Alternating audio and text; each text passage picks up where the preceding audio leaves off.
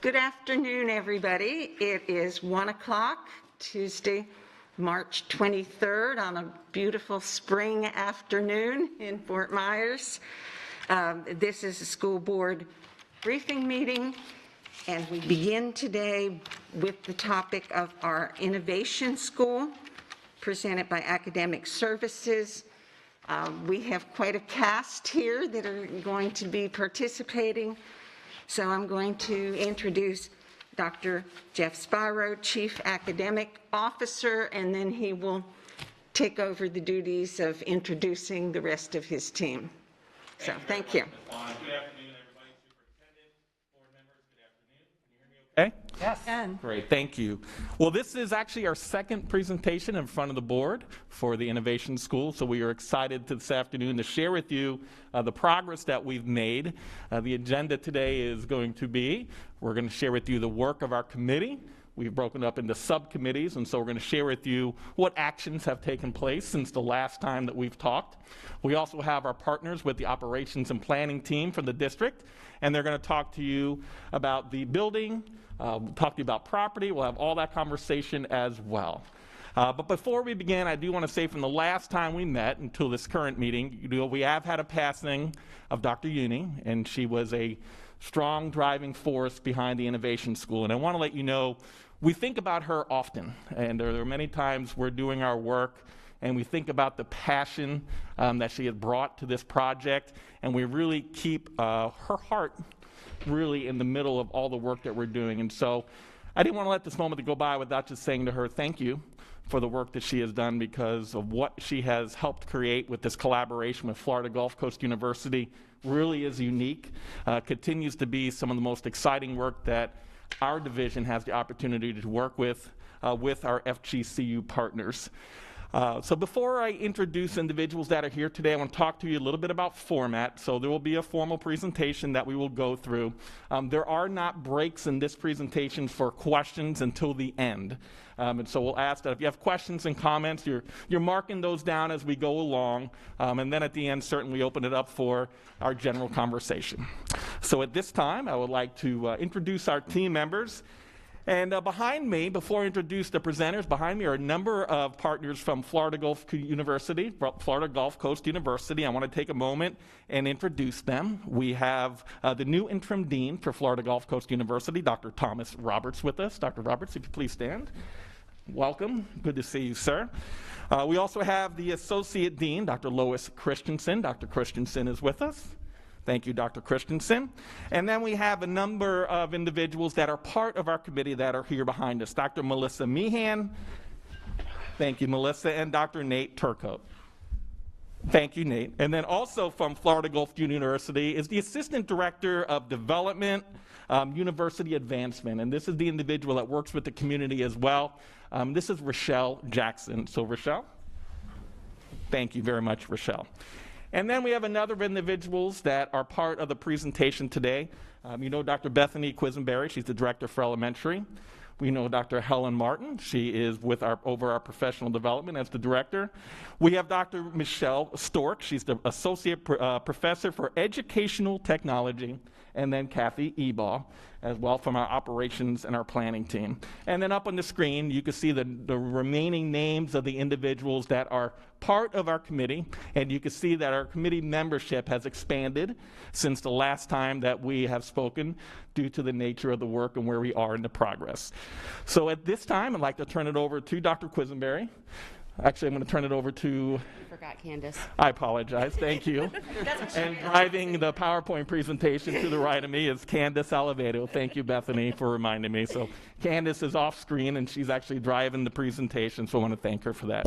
So now I'll turn it over to Dr. Bethany Quisenberry. Thank you, Dr. Quisenberry. Thank you. Good afternoon. I want to start by giving a quick update of where we were and how far we've come and where we're at now. So in 2018, August 28th of 2018 was when the MOU with FGCU was established. And at that time, we began the creation of the Innovation School Committee that, as you just heard from Dr. Spiro, comprises of members of FGCU as well as our district office. In 2019, we gave our first board presentation to all of you. We also presented to FGCU's College of Education staff on where we were as far as the committee and what our focus was going to be. We then presented to the Curriculum Advisory Committee, our District Advisory Committee as well, and then moving forward, we will begin to give the presentations to the additional board advisory committees. In 2020, we have now began to really action plan. So we've moved into additional subcommittees and really started focusing on taking our ideas and our theories and really starting to move that into implementation. And what will this really look like inside of a school building? You can see on the screen our vision. This is the vision that the committee collaboratively established. Once the school, we established the vision really to help guide our work in creating our guiding practices and our focus. Once the school is established, of course, the administration and the staff, community, and families will reevaluate the vision and update it to meet the needs of the school. And then you also see our mission. The school's mission, again, will be established once the school opens, but it really has helped to guide our work because our mission is really to inspire innovation through instructional best practices that include critical thinking and collaboration. So our instructional best practices, we hope, will provide a model not only throughout our district, but the state and the nation as well. So here are our guiding principles that you will hear more about throughout the presentation. We really believe that this school has the opportunity to re-evolutionize education as a whole with the College of Education as well as with teaching. So with focusing on these guiding principles, we believe that we will be able to establish a way for implementing what we all know are best practices in a way that we will be able to provide professional development, models, actual classroom, as well as leadership models for additional schools across our district to come and see, for the Innovation School staff to go out and share, and then for us, again, to be able to share that across the district as well as across the nation. One of the things that I didn't mention in the previous slide was this will be a first of its kind. So when we began doing research across our nation for schools that were in partnership with universities, all of the schools that are with all universities are either charter or they're private. So as we all know, they don't have to follow all of the same guidelines as public schools are required to follow. And so this school, it was really important to us that we ensure that we create a model that public schools are able to follow and to be able to implement across our nation. So at this time, I'm going to turn it over to Dr. Helen Martin, and she's going to talk to you more about the subcommittees that we have established and the work that they are doing. Good afternoon. In order to accomplish our mission, vision, and guiding principles, our committee has divided up into smaller subcommittees, which you can see included here. Our subcommittees meet in between our larger committees, and they're comprised of district representatives and university representatives. And our subcommittees are really tasked with putting theory to action and coming up with detailed action plans in order to make our vision a reality. So it's important to note the recommendations and the information that you'll hear today are really just snapshots of our current moment in time of our subcommittee meetings and where we are. So it's incredibly important for the work that takes place in our school to be replicable throughout the entire district. So in order for the work to be received as replicable by our colleagues, we need to mirror the conditions of the school district of Lee County as much as possible within the Innovation School.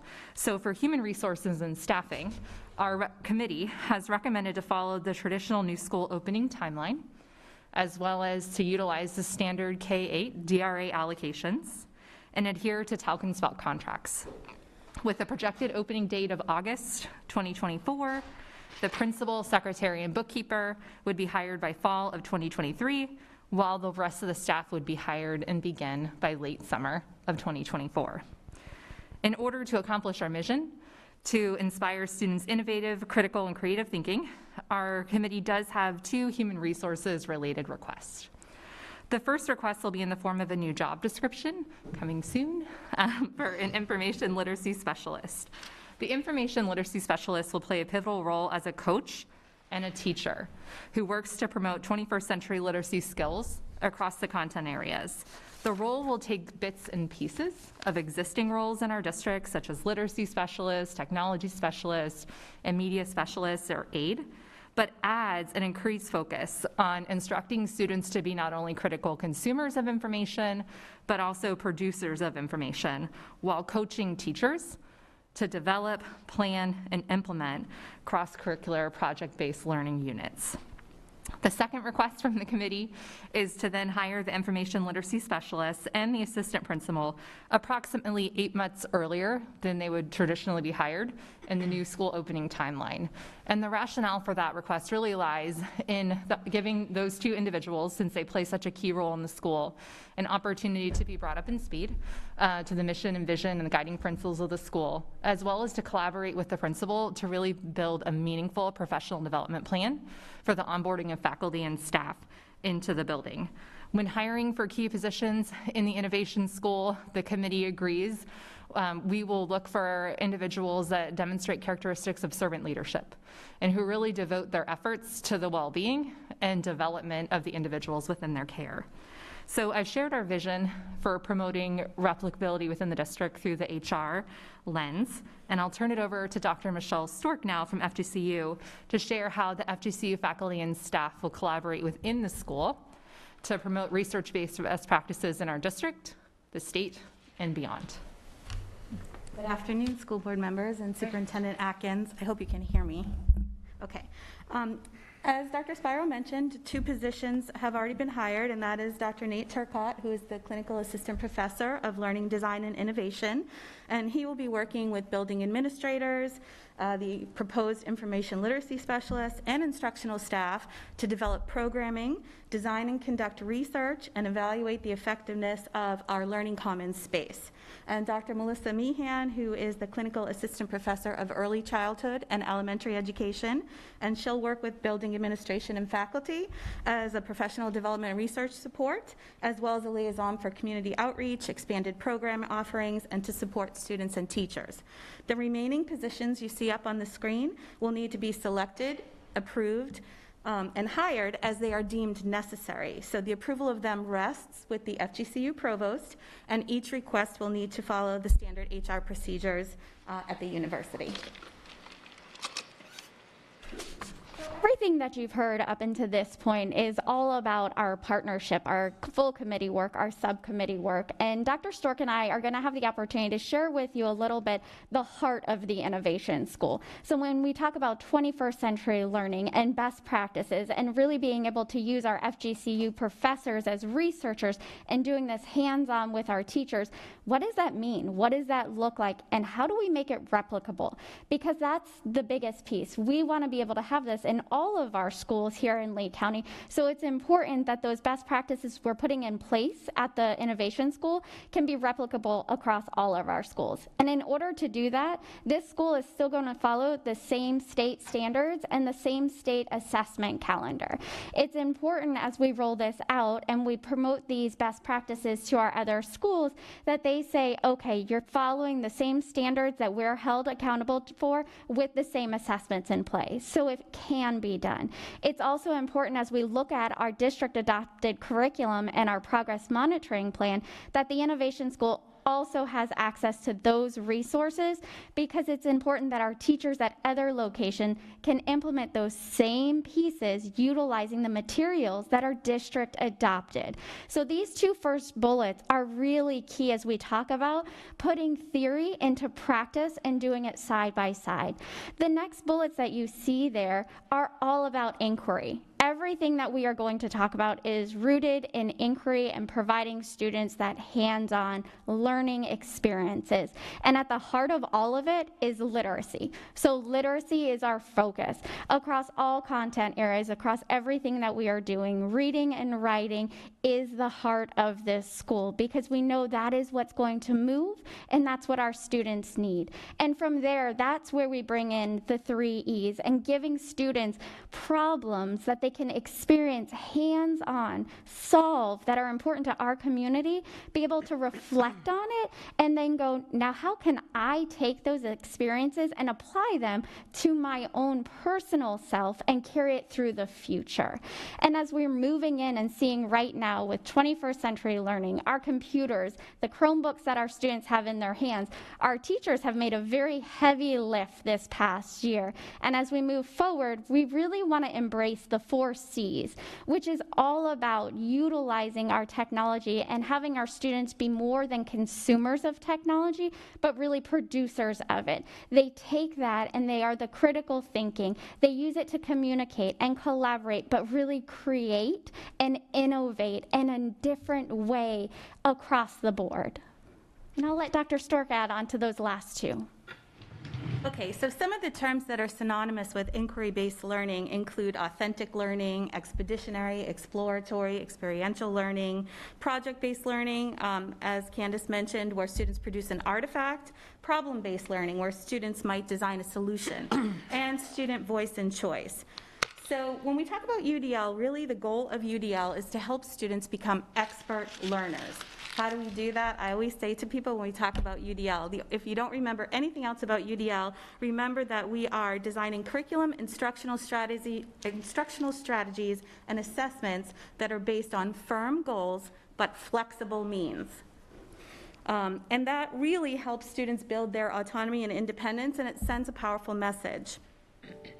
So with that, as we talk about those things, sometimes it's really hard to envision, okay, those are words on a screen. What does that actually mean and what does it look like? So we have a short clip to show you. It's of an elementary school here in Florida in Pasco County that takes those innovative things and the pedagogy and changing what it looks like, utilizing an innovative space where students have that opportunity to really collaborate. Sanders is a magnet school, and its theme is STEAM, which is science, technology, engineering, arts, and math. This is by far the most 21st century style learning I've ever encountered. Normally we would design our elementary classrooms at about 900 square feet, and what we were able to do was reduce the size of the classroom. So we took that and we were able to put it into, we call it our collaborative space. We also wanted to look at adaptability of the walls, and that's what led us to movable walls and transparent walls. I think with the nano walls, the big thing is it helped extend our classrooms. Sometimes they seem so small, but once you open up those doors, it goes into a larger area. They're fantastic because they move completely out of the way, so there's no safety issue with any students or any teachers. They also close and open seamlessly, which is nice. We're finding that the teachers are using them all the way open, halfway open, all the way closed, and that was the purpose, was that to give them that flexibility. The acoustical attenuation, even when they're partially closed, is phenomenal. It's fantastic to be able to open up those nano walls. We can go out into the collaboration center. We can bring multiple classrooms. If the classrooms within that center aren't working with us, they're able to close their nano wall, which allows them still to have their productive instructional time within their classroom. Research has shown that them being able to collaborate is better for them, and having the nano walls allows them to easily go in and out and interact and collaborate within the classroom and the collaboration center. Our student engagement is at an extremely high level, and I do attribute it to the structures of the school, and one of the structures is that nano wall.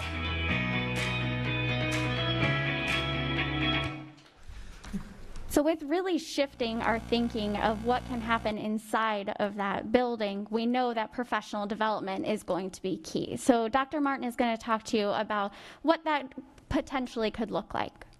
So as you heard and saw, curriculum and instruction within the Innovation School will really be approached through an inquiry lens, which is a different model for a lot of our teachers. So speaking personally for myself, I have a lot of education in education, and I cannot remember a course or an experience I've had throughout my career where I've actually received hands-on instruction as to how to put together a unit in an inquiry-based model that ties content together across curriculums. And so that experience is likely true for a variety of our teachers within our district as well. So the innovation in the Innovation School will really primarily be driven through professional development and the way teachers learn to approach teaching and learning within the building. Our subcommittee has identified key professional development topics to support this goal for teachers and leaders. The topics were derived through team learning. So when our committee first started, we started off with an envisioning, what is a perfect school in our minds from our experiences and our studies. And then we had the opportunity to interview teachers. We had the opportunity to read several books and several research articles. And then from there, we were able to put together a list of key PD topics with a deep commitment to equity for education for all, underlying all the professional development. So the key topics include acknowledging, accepting, leveraging, and celebrating diversity, project-based learning, clinical educator training to promote professional learning and collegiality amongst all, and supporting children's basic needs for safety, mental health awareness, and belonging prior to addressing their academic needs. So each professional development model will focus on praxis, that area where theory and practice meet. And teachers will have the opportunity to apply their learning in a real classroom with real students in real time with real feedback. Because we have the gift of time with the Innovation School, we have a unique opportunity to collaborate with FGCU faculty and staff to pilot, research, and adapt PD modules with current Lee County teachers and leaders prior to the school even opening. This will allow the opportunity for innovation to spread throughout the district, but also to build capacity amongst our personnel. So in order to make our vision a reality, we need a space to foster teacher collaboration and flexibility. So I'll turn it over to Ms. Eba to share more information about the draft facility scope. Good afternoon. Good afternoon.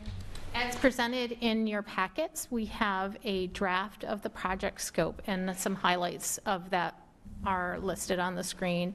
So when we look at the building, as we demonstrated from the example from Pasco County, we're really looking for spaces that integrate together, whether they be your core facilities, whether you be your collaborative spaces, whether they be your educational facilities. The idea of this Innovation School is that we will look for abilities to go across what is traditional. It won't be isolated classrooms and media center and other functions, but they will be integrated together, even to the point where it's the indoors and the outdoors together. So wherever we can break down barriers and break down walls, we will be doing it not only in the way that the education is being done, but in the way the facility is actually designed and developed, so that that true collaborative and integration of space and promotes the kind of learning that we're hoping to achieve in this building. In terms of the location of the site, again, we were looking to be something that would be integrative, and so we looked for a site that mirrored the diversity of our county. And in fact, the site we have identified is truly that. As you can see, the central area is the area that we would be pulling the school from, and the district is the district population as a whole. And you can see when you look at the various student populations, except for the white population and the black population, the black being higher and the white being lower, we really mirror what the county is as a whole, which we believe promotes that diversity and that integration that we were trying to do, not only in the classroom, but in the student population. The other things that the other reason our committee is recommending this tree line site, which is a property that the district already owns, is because of its closeness to FGCU, which allows for promotion of internships, professional development, and research between the campus of FGCU and the campus of the Innovation School. We know that the schools in this area are highly selected, and the area elementary schools are also overutilized, so it's in an area that we actually need a school. In terms of engagement with our community in the development process, we have been obviously very integrated into this project and been working very closely with the community and with our partners on the development of the scope. But moving forward, we will continue to do that as we today are bringing you the accumulation of our project proposal. And then as we go into the design and construction, the site plan will be developed in a collaborative way and will be shared with the community. And then as we get into construction, our project kickoff, our groundbreaking, our open house, and then our final ribbon cutting, which will all lead to fall of 2024, which is our planned opening. So these are the recommendations of our site and of the school type for this campus based on the over 2 years worth of work that our team has collaboratively been working. Again, our location is that we are recommending the district-owned tree line property, which is located in the East Zone and has a close proximity to FGCU and meets student enrollment needs. That we are looking to establish a pre-K-8, so this would be we would have a significant pre-K program, as well as evenly distributed classrooms from kindergarten through 8th grade, which is the rolling student enrollment. So each class would roll up to another, and they would be evenly distributed. One class would not be larger or smaller than the previous class. And that our planning timeline, our intent is to open in the 24-25 school year. Attached to the materials that you received today is the draft scope, and we are asking for your permission to sign off on this scope. This is the first time you've seen these documents before. These have been technical documents in the past. We've shared them with our consultants through the RFQ process. You've asked for us to bring this to you before we put them in the RFQ, so we are bringing this now to you. We're going to talk about that more at the next briefing, but this is the first time that we're bringing to you a draft scope. We're asking for your permission to proceed with the RFQ process based on this scope. And at that, we are opening it up for we're interested in hearing your comments and your discussion. Okay, and we're about to do that, so everybody think about your questions that hopefully you've jotted down. And I just want to, from the board, give a second welcome to all of our guests here from FGCU, our guests and our partners. And we're looking forward to a very productive relationship as we continue with this. So, who has the first question from the dais? Mrs. Morgan. Well, some comments and questions. First of all, I love the excitement in your voice. I just love it because it mirrors mine. I love this project-based learning, what you call expert learners, inquiry-based model. I mean, clearly, we need to go there. It's tough to do that across a district the size of ours, so this is a perfect opportunity to test it with the population we have. Love it. What is a school within a school? You mentioned you have 1,500 students, and then you say, because my immediate reaction is, how do you do this across a school that size? But on the other hand, it is the size of our elementary schools. So what is a school within a school? Kathy? So there's a couple of ways we can understand what a school within a school means. One of the ways is by the way that we have students collaborating together. So for example, you might have grades K1 together, 2, 3 together, 4, 5 together. So that creates a smaller school environment because those levels of students work together collaboratively. It may be based on content area where you may have a small group working on a project together based on some cross-curricular project that you've developed. The important thing to remember about the school within a school environment is the ability for students to have opportunities to communicate, collaborate, think critically, and be creative. And one of the ways you do that is with smaller groups. How do you provide resources to support those school within a school? Because we're used to providing resources across a whole school. If you're breaking things down, I'm just, just a little bit. Yeah. Go ahead, Dr. No, I was going to say it starts with the building, just like what you saw in the, oftentimes our buildings are built in a way that it doesn't provide the environment for teachers to create the school within the school because they don't have the space to be able to implement. So that would be my first thought for where the first piece is. The next piece would be professional development, because sometimes we tend to teach the way we were taught. And so teachers want to be innovative and they want to do these things. They're unsure of how to implement. And so really providing strong professional development that is hands-on and over time would be the second step. And then really helping to provide not just models, but in the moment professional development, where when Dr. Stork was talking about the FGCU professors being because they're going to be located at the school, and all of the rest of the leadership team and the coaches that are at the school will also be trained in these concepts, and so they would be able to provide the guidance and the in the moment, observations to help guide the teachers through that work.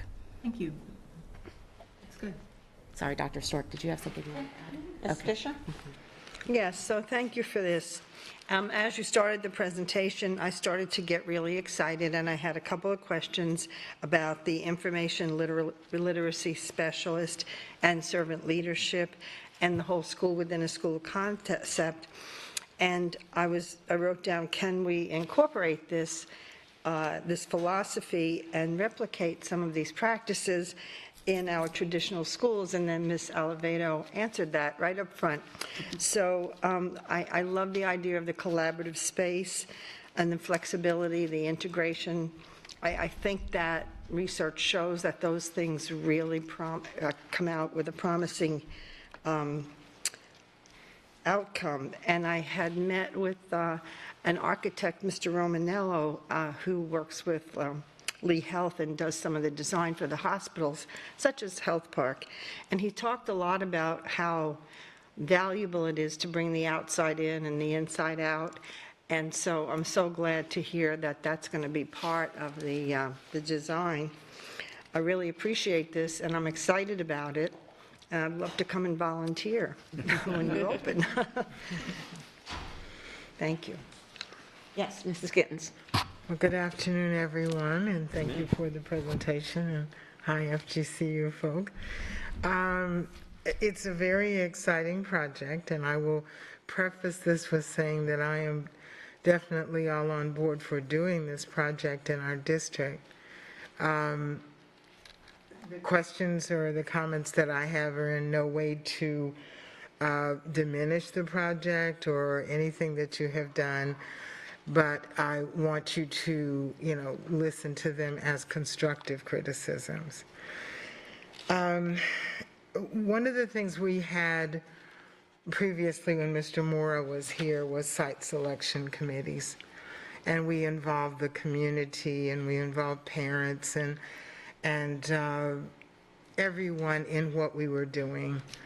And I know some people are probably sighing, here she goes, but I think it is very, very important to our district.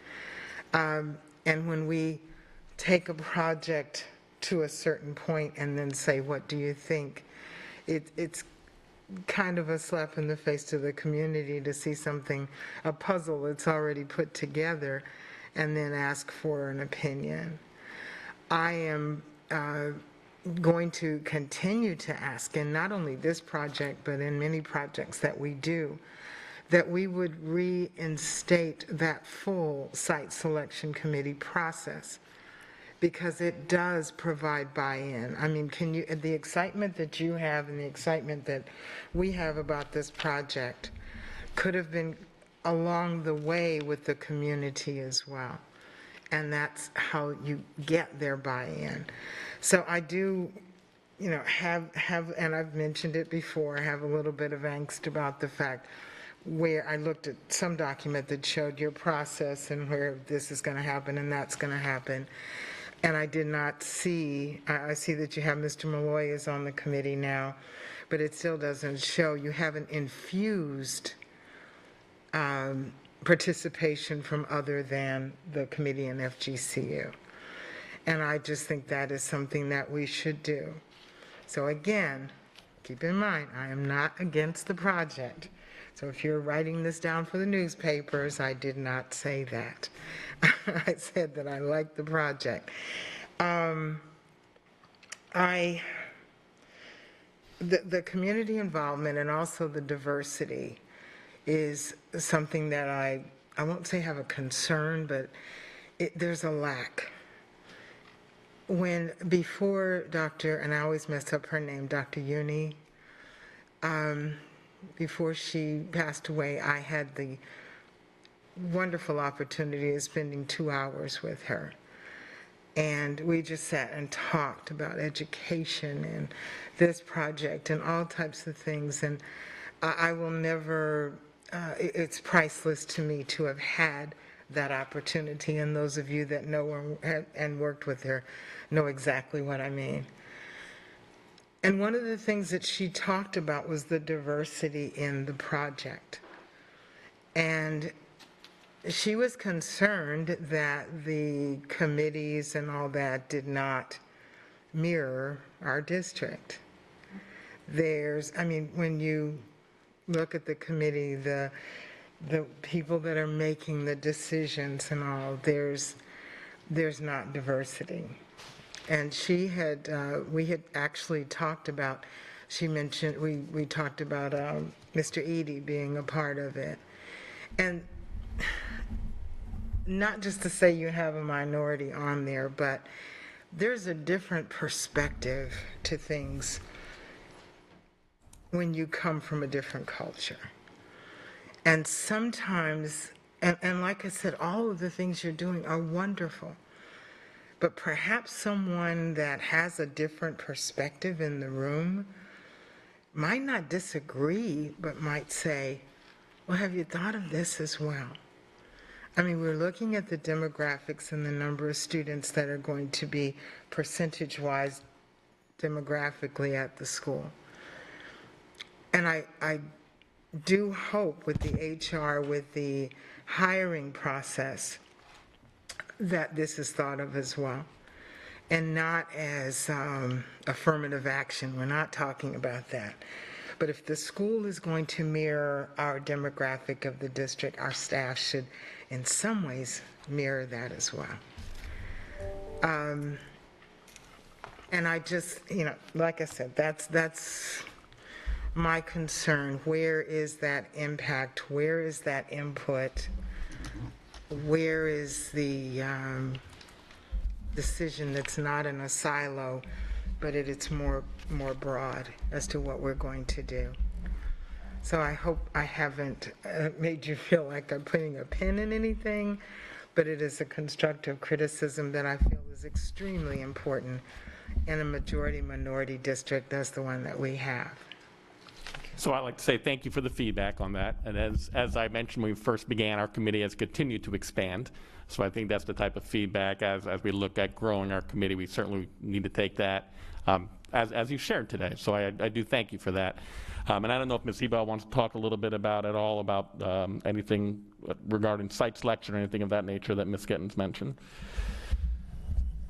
So when we did evaluate a number of sites for this property, and it was very important to us that we provided an array of different cultures and a diverse population. We looked to mirror as close as we could the overall county's demographic, and that's why one of the primary reasons that we selected the site that we did, and we're recommending that we go to the tree line site. Again, except for that there is a 10% greater percentage of African Americans in this area and a 10% less in white students. This site does vastly mirror our county as a whole. And that was something that was very important to us. We were also looking for a site that could be easily accessible for the FGCU students, recognizing that they may need transportation and access to the site in an easy to maneuver location. So we selected this site based on the ability for it to mirror the overall population of our county and our district, as well as the ability for students at FGCU to access the site from their campus. So 2 questions on that. And I guess when I looked at, I think it's slide 15 that shows the scope and the circle graph that's there, and I'm assuming that that is from our proximity plan. And I, when I look at the proximity plan and look where the major dots are, it's kind of counterintuitive to proximity, because you're going to have to bus students in order to keep it equitable and all of that type of thing. So that's one thing I want you to ask about. And you mentioned that there would be 10% less white and 10% greater black using this area. Can you explain that? So if you look at the central area versus the district, the central area African-American community is about 23.5%, and the district as a whole is 14%. So it's got a higher percentage of African-Americans in the central area, which this school is pulling from. And then in the white population, the population is about 29%, and the district as a whole is 38%, again, about 10% less. So other than that, the populations are very similar. Asian American, from Asian to Hispanic to Native American and multiracial, the percentages are much closer. It's that African American and white population that is the difference. In terms of the need for busing, first of all, we have from the very beginning said that we would be looking at potentially a special district zone for this school, and so we've considered that through the proximity plan. This is not this particular map is not any one zone that's in the proximity zones. This is something that as we were identifying what could be a attendance zone for this school, how could we pull? And so while this information has helped us educate the proximity plan, and the proximity plan has helped us educate this project, they've gone back and forth, it's not necessarily one based on the other or vice versa. We do recognize that there'll be a need for busing, but that's going to be true in some locations throughout our district just because of where schools are located. There's going to be areas that you're going to have places where the busing transportation is much closer in some zones than it is others. It's just, it's a function of where our current schools are and where our needs for schools are. And this is an area that we have a need for school. That's why we had purchased this property, because we recognized that there would be a need for a school in this vicinity, and we feel that this is the right school for the right location at the right time. Okay. And Mrs. Gittens, go ahead and respond to her, and then I'm going to ask that you hold any other questions after your response, so we can hear from other board members that haven't had a chance to speak yet. If you want to come back to me, that's go ahead. fine. Did you want to respond to that particular? Well, yes. I mean, actually, as I look at the circle that you've drawn on there and listening to the reason why, and knowing the area you're drawing from, part of Fort Myers, part of, Lehigh and that area, plus Gateway. So it does look like a very multi-racial and mixed area to have. So I agree with that. The more you look at it, you do see that point. And this one last question has to do with academics. Is the purpose academically to, I know it's always to bring up academic levels, but is there a focus of more ones and twos, twos and threes, threes and fours, or whatever, because that also impacts who attends that school and how you would choose, because, I mean, racially, there's students in all of those different areas that are in different levels, but how are you going to academically make it equitable? And we certainly have not designed a plan that would have just level 4 and 5 students, level 3 students as well. No, and I understand, but Right, I'm so I just just want to be saying, able to how say are you publicly, gonna- we're look, you know, as we look at working with student enrollment, truly we want to mirror across the district, have a myriad of academic achievement levels. But overarching, you know, literacy and writing's the core of all that, but then really the inquiry, it's the inquiry-based learning that permeates all the way through all grade levels as part of what we heard, that UDL, that project-based learning, everything around inquiry learning, that's really going to be the core. So when we talk about, you know, the students that are in the building, the goal is to have equitability of the type of achievement levels, but then have instructional practices that then can be replicated across this district so that it touches all achievement levels, regardless of where the student is located inside of the district. Okay, Ms. Jordan? Let me just add on to that. One of the things that I think if you look at when this school is going to open and as it relates to our proximity-based student assignment plan, part of what is going to be the key driver for that is policies that developed around our proximity-based student assignment process, to include specific ones that can be designed for this school. So if you're looking to achieve academic balance within a school, it may be not just this school, it may be schools across the district. Those are policy decisions that you will have an opportunity to make as a board prior to the opening of this school. Well, and we know that, Okay, I'm going to, we'll come back if we have time, but we may have to have some of the questions just sent along. Ms. Jordan, did you have any questions for the group? Sure. Thank you so very much. I'm really excited about this. This is great. I think that the location is wonderful because it encompasses so many different areas, so I love that. And I have spoken to several people out in the community. They are excited about that as well. The 4 Cs, I think we've needed that. Somehow we've lost that, so I love bringing that back because the creativity and the critical thinking somehow went somewhere. So I think we need to bring that back, and I really think that we could have many more of these because everybody's going to want to go to this school. Mm-hmm. And I know this is corny. I love the doors. Coming from my background in hospitality, opening it up and creating that atmosphere to invite more people in is always a good thing. So thank you for all the hard work that you've done, and I'm really looking forward to this. Okay, Mrs. Patrica? Really, really, really excited about this. Thank you.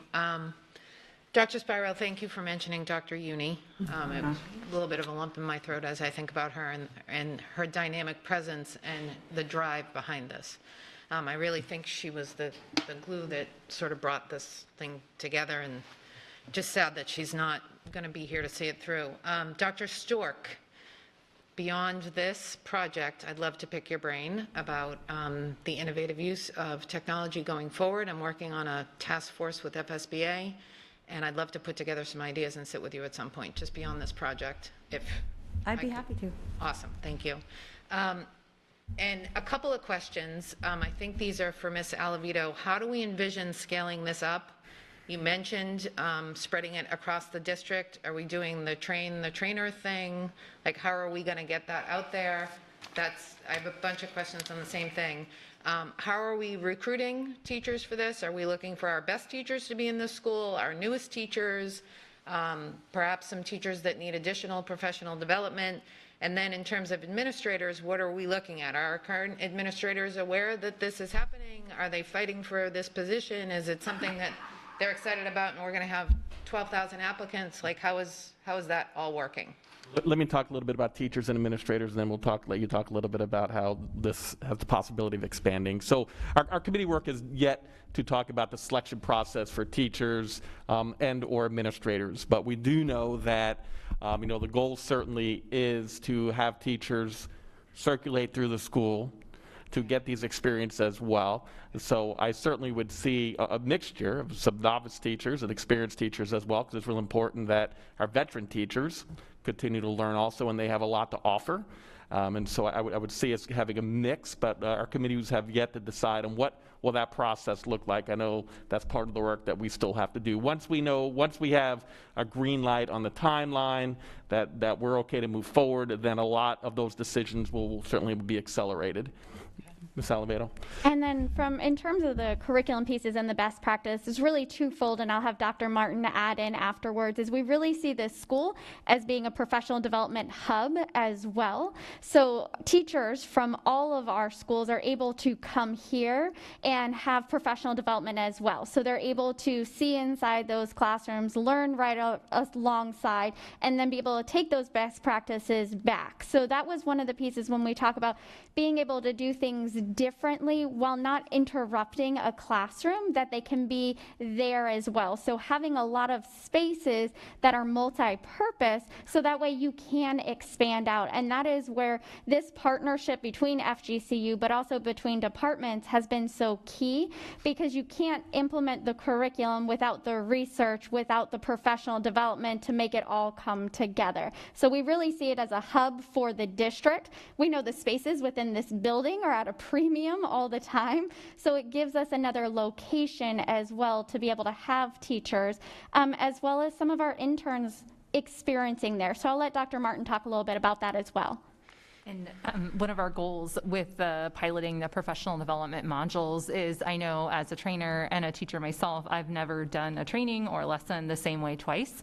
So by our committee coming up with what those key professional learning topics are, the next steps from that would actually be to develop some mock-ups of those PD modules and then put them out there for district teachers and leaders to sign up for and take, and then preface it with, hey, we are piloting these PD modules, and we will be honest with you, we want your feedback every single step of the way.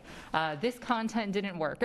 This activity was a little stumbly for me, and I need a little more help here. So that by the time the school opens, the benefit is twofold, is that we've had many teachers and leaders in our district who've already taken the professional development modules in some form or another, but then also the PD modules that the new staff at the school have the opportunity to take are in the best possible shape they can be in for them in order to apply those theory to practice.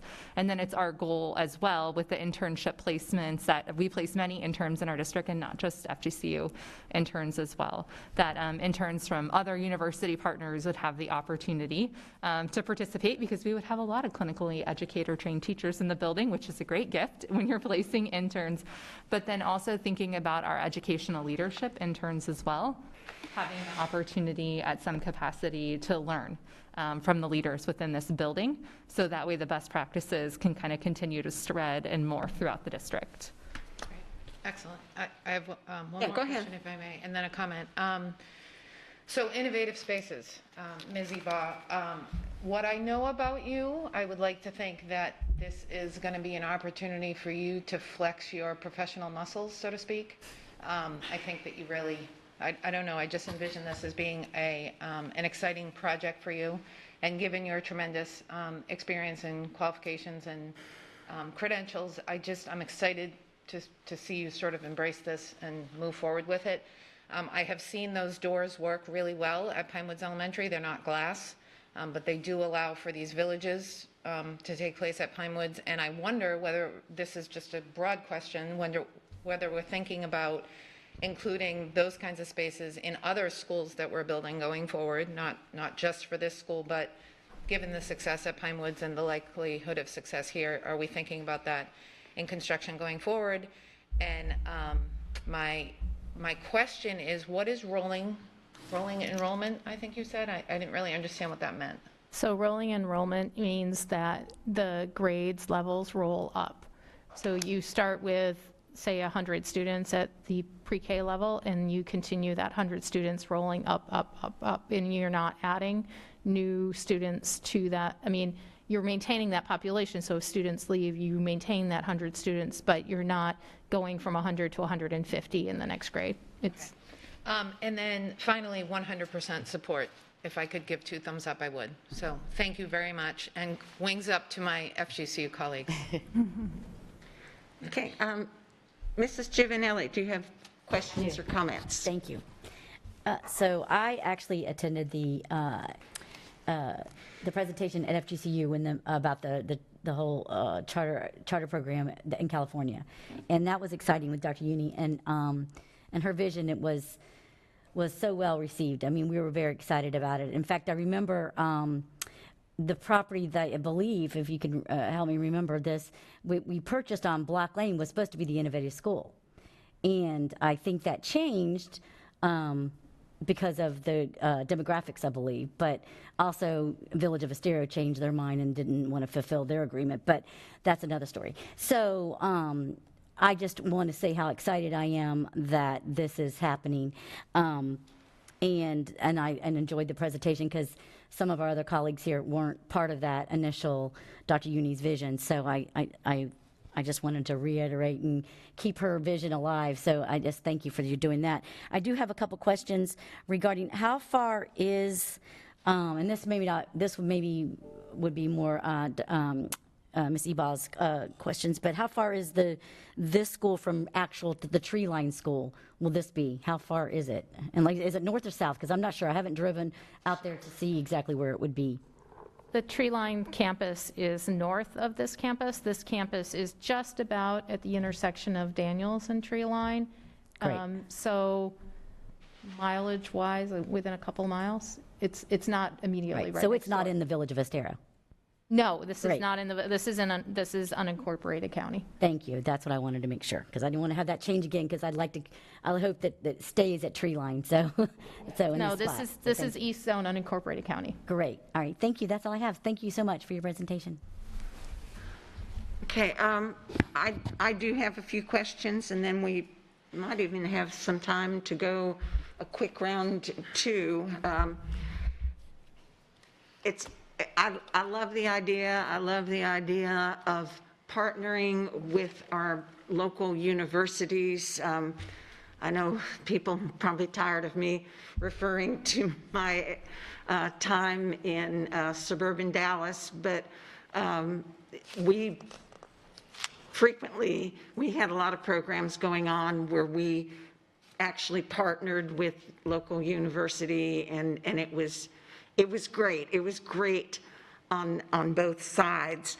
I do have some comments on the site. I live very close to this site, so I did take a drive out there, and it took me 2 pass-bys to figure out, because it's kind of wooded right now. I guess it hasn't been cleared out. But I have the circle really enlarged on my screen, and what's the what do you call the middle part? Not the circumference. What's the distance? Hey, math people, help me out here. Diameter. The radius? The radius. Okay. It's been a long time. I know it wasn't the circumference. What is that, like 2nd or 3rd grade math? All right. So what is the circumference in miles of this circle? 3 to 4 miles. I'm sorry? 3 to 4. 3 to 4 miles. Okay. And I know that, it's all right, so I'm not going to dwell on it, but I know Ms. Eba already said that it's kind of in a special attendance zone, because I know where Tree Line is, and even though this is in the East Zone, it's kind of on the edge of the Eastern Zone. And also, I know that to access all of that, the dark spots that we see in the upper right quadrant, we would either have to go out Daniels to where it becomes Gunnery in Lehigh Acres, or go up Tree Line to Colonial, which eventually becomes Lee Boulevard, to access all of that. I was hoping, I think it was an ask, but I don't see it on here, that the other schools would be marked, like the tree line. The Gateway Elementary isn't very far up Daniels, maybe about halfway. So we do have a lot of schools in this area, and so you know, I do have a concern about that part, and I understand it is great, easy access for the interns. About how many interns are we planning on having? Like every grade level? I mean, not exactly a number, but at least one intern per grade level, and a rotational basis on by semester or year long, or coming in and out, or what's the concept there? So part of our subcommittee work will soon begin to look at what the FGCU pre-service teacher internship progression looks like, and what the role of the Innovation School is in that progression. So we envision every FGCU College of Education student at one point will have a stop in the Innovation School, but it could look very different. It could be maybe a field trip with their Intro to Education class, which is 3 hours. It could be an early field experience, which is kind of one day for 6 or 7 weeks with a teacher, or it could be, you know, part-time student teaching or full-time student teaching, depending upon their program. But each semester in the district, between all of our university partners and between all the levels of student field experiences that are needed, we place approximately 200 student teachers in various capacity throughout our schools. And some schools have one, some schools will tell us, you know, give us as many as you can. We have all of these teachers trained and we're willing to take them. So we're always looking for great school partners. How many students are, I know this is a terrible problem, how many students are currently enrolled at FGCU in the elementary program? You know? If you don't mind, I'm going to let Dr. Roberts answer that question if possible. Oh, sure. because I'm just a that's not an ballpark area I'm familiar with. figure. I hope we have enough to keep rolling along with this. So I wish I would have brought my cheat sheet with me, but if I... Just ballpark. About 800. Yeah, or in the elementary. Not just elementary. Okay. Elementary's our biggest one with about 400. Great. So we can keep, we have a lot to bring in, which is great. And I know you're going to talk more about which teachers from our district you're going to want to bring in, but I'm going to assume, having been, we used to call them cooperating teachers, whatever, that you will want to bring in those that have had the clinical educator training, because it is, even though you're going to have FGCU instructors, professors, it's interesting to have a full-time student teacher. I like what Ms. Gittens said before, because I think that is a consideration, and I am disappointed that we don't see more diversity on the selection committee and all of that, and I agree with what she said about moving forward. And then the last thing that I wanted to mention is, you know, I'm looking out at some very young faces, and the pendulum swings in education. We may have come up with a lot of new technology, but back in the 70s, our outdoor classrooms were, used to take my students out and we'd sit on the lawn to read our poetry and all of that in the 70s, and we did do the best we could with that.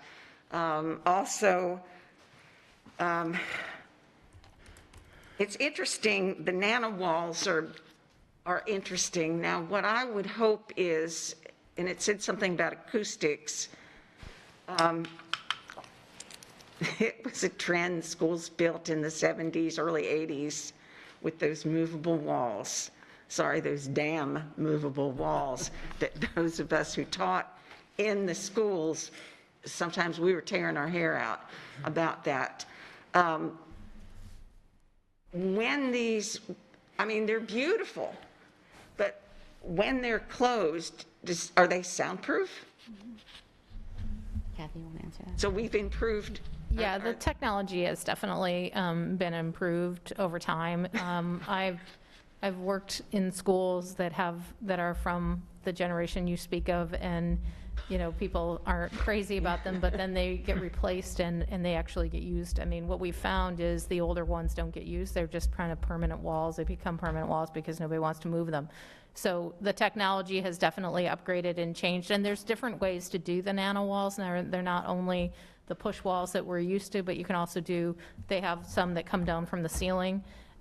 So there are multiple different types of them today.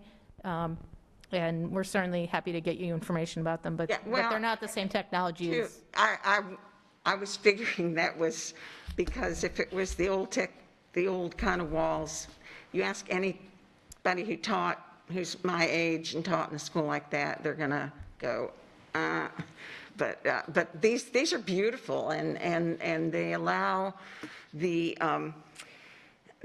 cross-curricular, and again, I come from a background where in high school we used humanities approach and all of that. It makes that wonderful.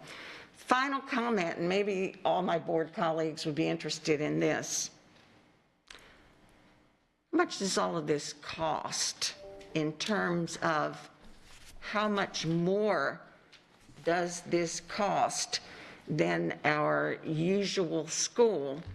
And here's the elephant in the room. How much is FGCU going to contribute financially on this? Has that been discussed? And I'm sorry to bring it up, might be rude, but well. I could talk about the FGCU. I could talk about the Florida Gulf University part, and then cost I would have to defer to our operations and planning team. Florida Gulf Coast University is going to be contributing teachers to this project.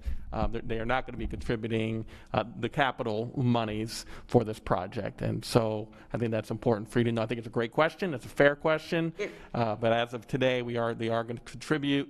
The staff members that was shared earlier by Dr. Martin and Dr. Stork, but not the capital.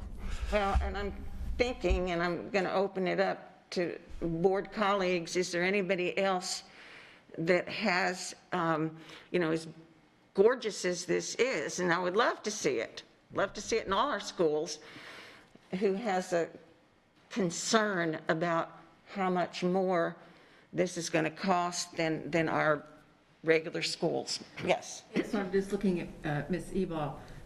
Per pupil station cost, per student cost, is it approximately the same, just essentially different layout and different materials? Yes. Okay. We've budgeted $75 million for this project. Okay. And just like the Estero project, which we're going to be sharing the site plan with you shortly, being a pre-K-8, there are cost savings a part of this project because we're going to be sharing the administrative offices, the core facilities, the gymnasium, the cafeteria, the media center, all of that will be shared. So there are opportunities in this model to save money in order for us to enhance the learning environment.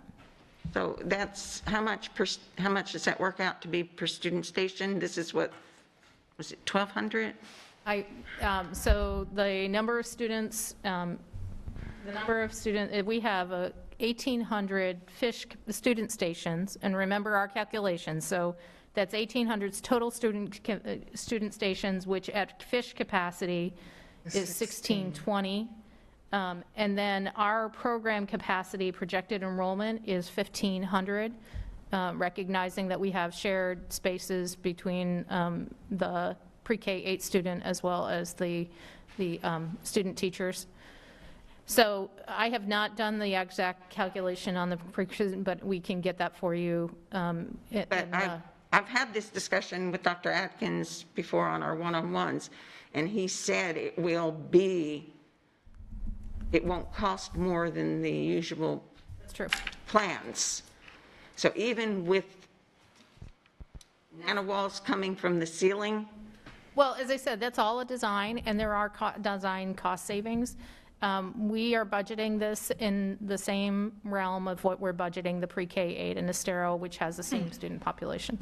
the same student Okay, so enrollment. let's end this with any questions on finances. Anybody else on the dais have anything? And then Ms. Vaughn, respectfully, I know Ms. Ebal has one more slide that she needs to. Oh, I'm do. sorry. That's okay. I know we were doing questions, and then she is going to be looking for consensus or some feedback on our next step. So I just wanted to make sure, let you know I respectfully, we have didn't one more. realize that. Shall we finish with the? Please finish with the questions, and then Okay, let's finish with that, and then, yeah, Ms. Gittens. Two quick things. One, on the safety aspect, I believe when it was scheduled to go on Williams Road Block Road, there was something about the building and with the glass walls and all of that, and there was an issue of safety, and it had to go to, I don't even know all the details of it. How have we, configured that? Have we overcome that?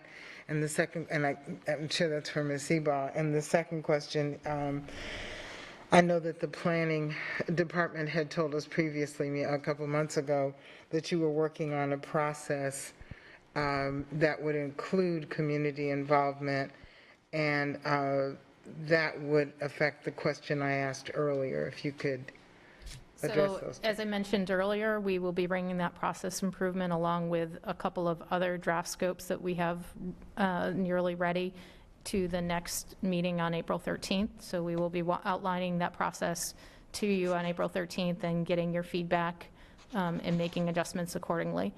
The first question was about the safety and security of these types of materials. As to Ms. Vaughn's question, technology upgrades, technology changes. The campus that we showed you is a existing campus in Pasco County.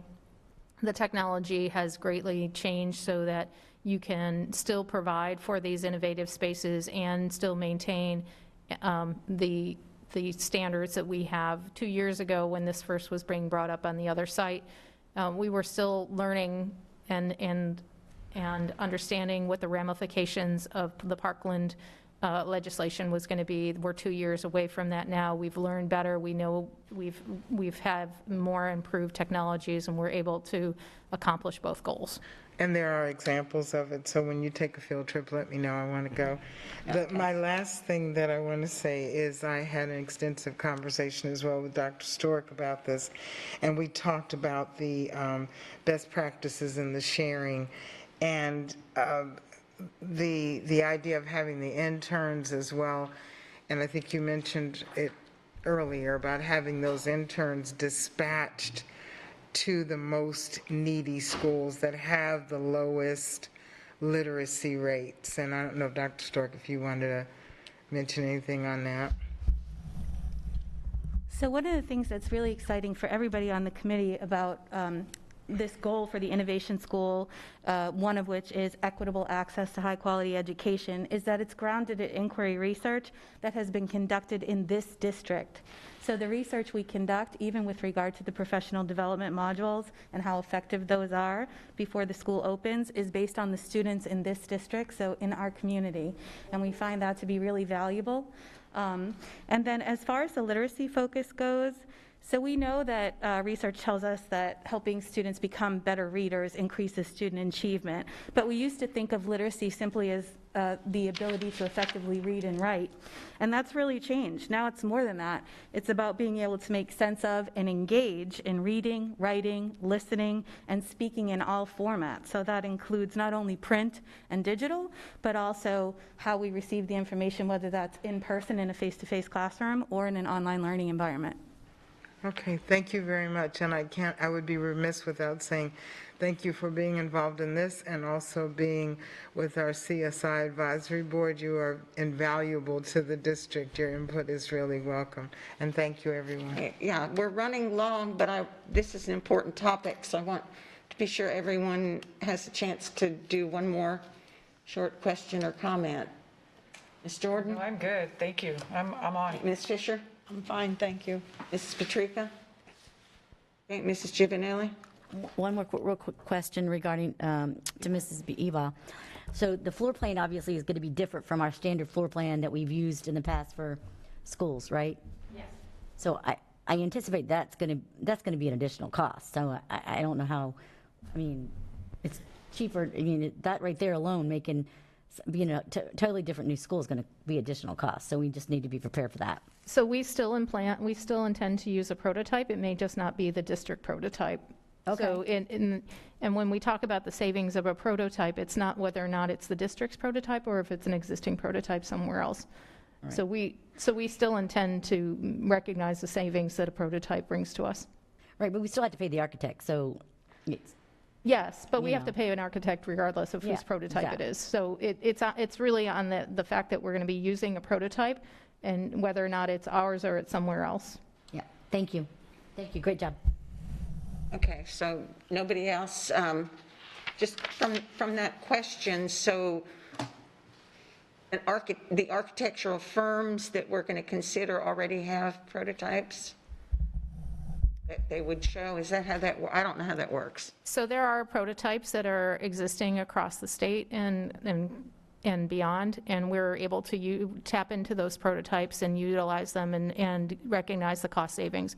It's when you're designing a brand-new building and design, which is not what our intent is. Our intent is to use a prototype, whether it's one that we use in the district or it's one we adapt from somewhere else.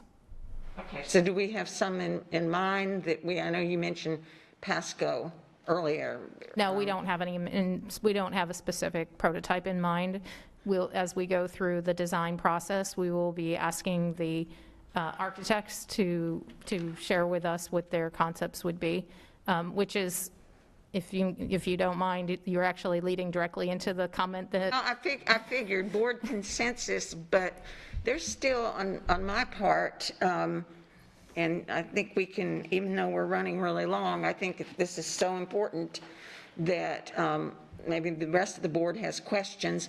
I don't understand how we haven't identified a prototype, how we can say we're budgeting 75 million and that's, this is what I'm not wrapping my head around, how you're budgeting per student station and yet we don't have a prototype in mind and we're going to be adding lots of, it's wonderful, but lots of innovation within the design. So where did these numbers come from? So again, we use the $75 million, which is akin to the number of student stations and using a prototype design that we're using in Estero. So we based it on our student station count and the fact that within the community of Estero, where we're already building a pre-K-8 with this number of student stations, we are at the $75 million budget. So we feel that again, we are confident. Am I going to tell you that this is our budgeted number, and budgeted numbers may fluctuate, and that's something we can discuss, but that's part of the engineering and design process as we go through it and understanding where our budget is and what our design goals are. So together, we believe that because we are already building one in a similar area on a similar type of number of student stations, and that we are using a prototype. Now, recognizing that we don't know all that an architect will bring to the table. That's the reason we haven't yet selected a prototype, because the architects who we hire, we're going to be asking for this level of experience.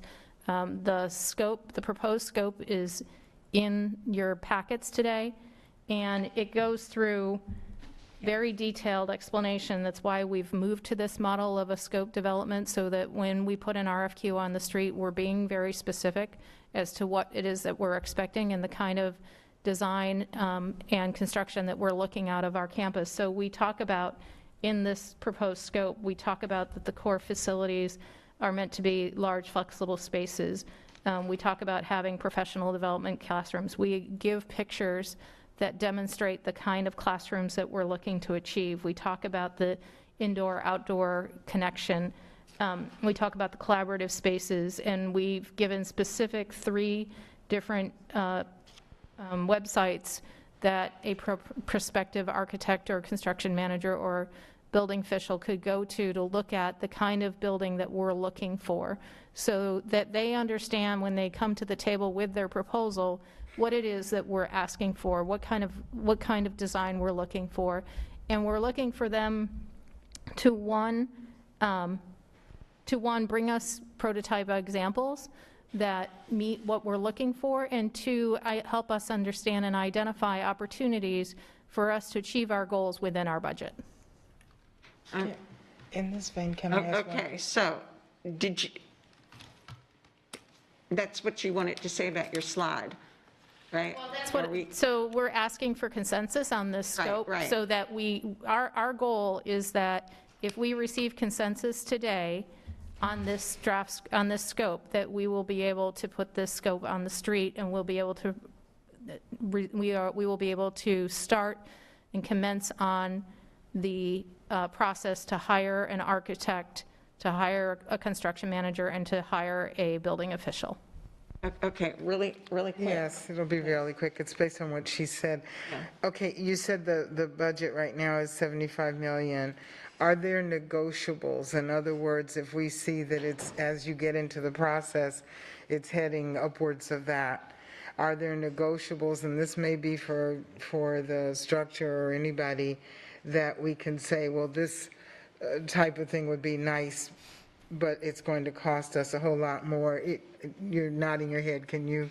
No, and that, I think Kathy can speak to that. That's in the design phase. And so, yes, that we would have those opportunities, as well as opportunities with anyone else who is sitting at the table for the design phase, because when we, and she can talk to this way better than I can, because You're doing good. You're like, You're wow, doing how'd you know that? I've sat in a lot of RFQs in the last, way outside of my realm.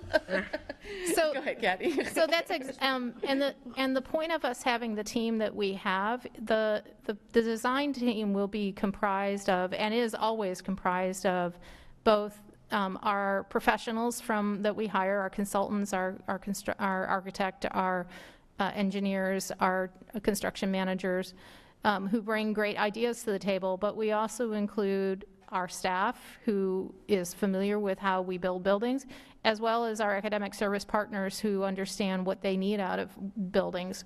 So it is in that discussion phase that we will understand, and we will be brought innovative ideas. We will be brought concepts that we would like, that someone would like us to consider, and then they'll talk through the budget implications for us. We also, this is why in our design phase, it's led by the architect, but the construction management team is at the table, because they're the ones who really understand what the ultimate costs of building a building are.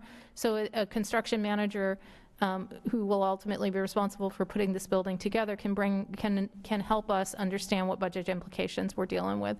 And then those are decisions that we will make as a team to determine how we move forward. I'd like to hear Dr. Atkins weigh in for all of us, because I know he and I have had a couple discussions about cost. So Dr. Atkins, would you please weigh in?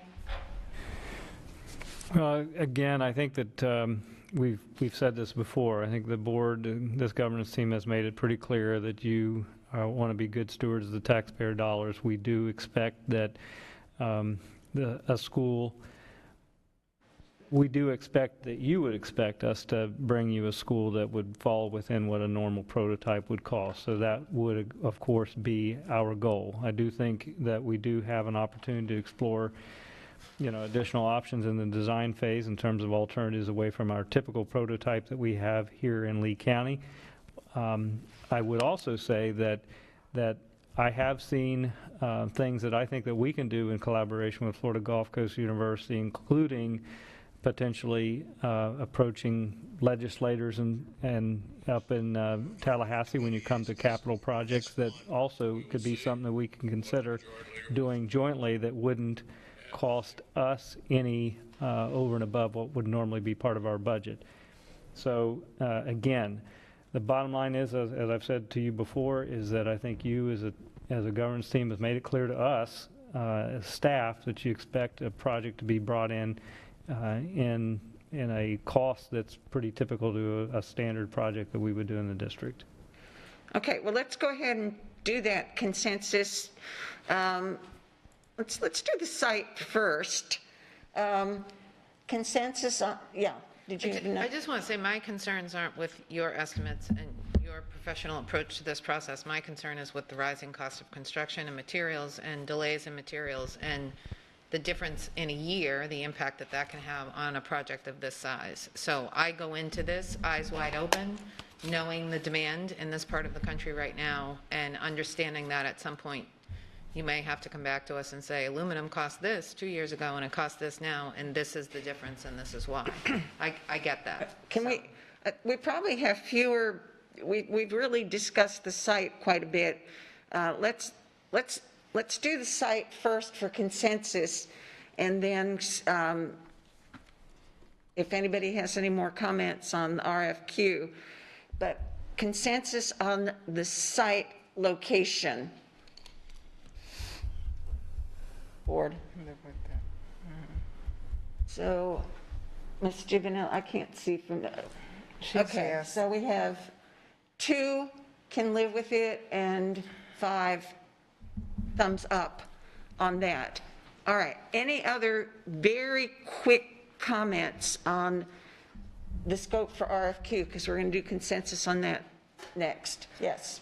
It does say in their draft scope, one of the documents that we have, under cost, that the cost is $75 million, but it does say the budget anticipated to increase through phase 1. So it's already saying that pretty much it's going to, which, and I agree with Ms. Patrica with the cost of materials and all of that going up. We have no idea in the next couple of years where that's going to go, which makes me wonder, do we need to put some type of a cap on it, that at that point we would have to look at what can we exchange out?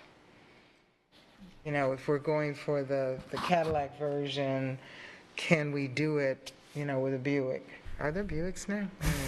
Yes, I have one. Oh, okay. So if I can remind the board that we, at the end of phase 1, we bring to you our guaranteed maximum price. So there is an opportunity for us to continue that discussion. We can also, as you will see in the next, in the new process documents that we're bringing forward, there are opportunities for you to have input throughout the process. And so if there are changes or options, there are opportunities for us to bring those forward to you and let you know. So but it isn't until the guaranteed maximum price that we actually are absolutely confirming that's our price. So when you bring that to us, you will say, this is where we're at, here are some options to get back in line. We could do that, yes. That's what I'm asking, if we Yes. can do that. I Yes. appreciate it. All right, let's take consensus then, unless there's any other comment on this. Ms. Gittens? Oh. Yeah, so we have 1 can live with it and 6. And mine is with the caveat, with the comment just made. Yeah, exactly. Mr. Pre-Bruno? Just want to remind you that the side thumb is a yes. Yes. Yeah, I know, but I just wanted to register. Yes. Okay, anything else from the presenters? So we'd just like to thank you for your time today, and now we will move our subcommittees and our full committee meetings forward in those next steps of long-term planning, in addition to receiving additional stakeholder engagement. And our next meeting where we're going to get that engagement out is from our Minority Recruitment and Retention Committee. So we are meeting with Ms. Suzette Rivera, and she has us scheduled for her next meeting. So that will be our next action. So thank you very much. Thank you to all of you. Thank you. Great presentation. All right, our next presentation is on Cape Coral property sale. I'm sorry, I skipped one. Is on Bay Oaks Park Plan and interlocal agreement through operations. This one. And would it be possible to have a 5-minute recess? How about just right after this one? Can we do? Thank you. We'll do it right after this because we have a lot of others, and I know we are running late. So I have that it's Miss Kathy Eba and Ms. Chelsea O'Reilly, Kathy has been talking to us, Executive Director, Operations and Planning and Project Management, and Chelsea O'Reilly from the town of Fort Myers Beach. And then we will take a short break after this presentation.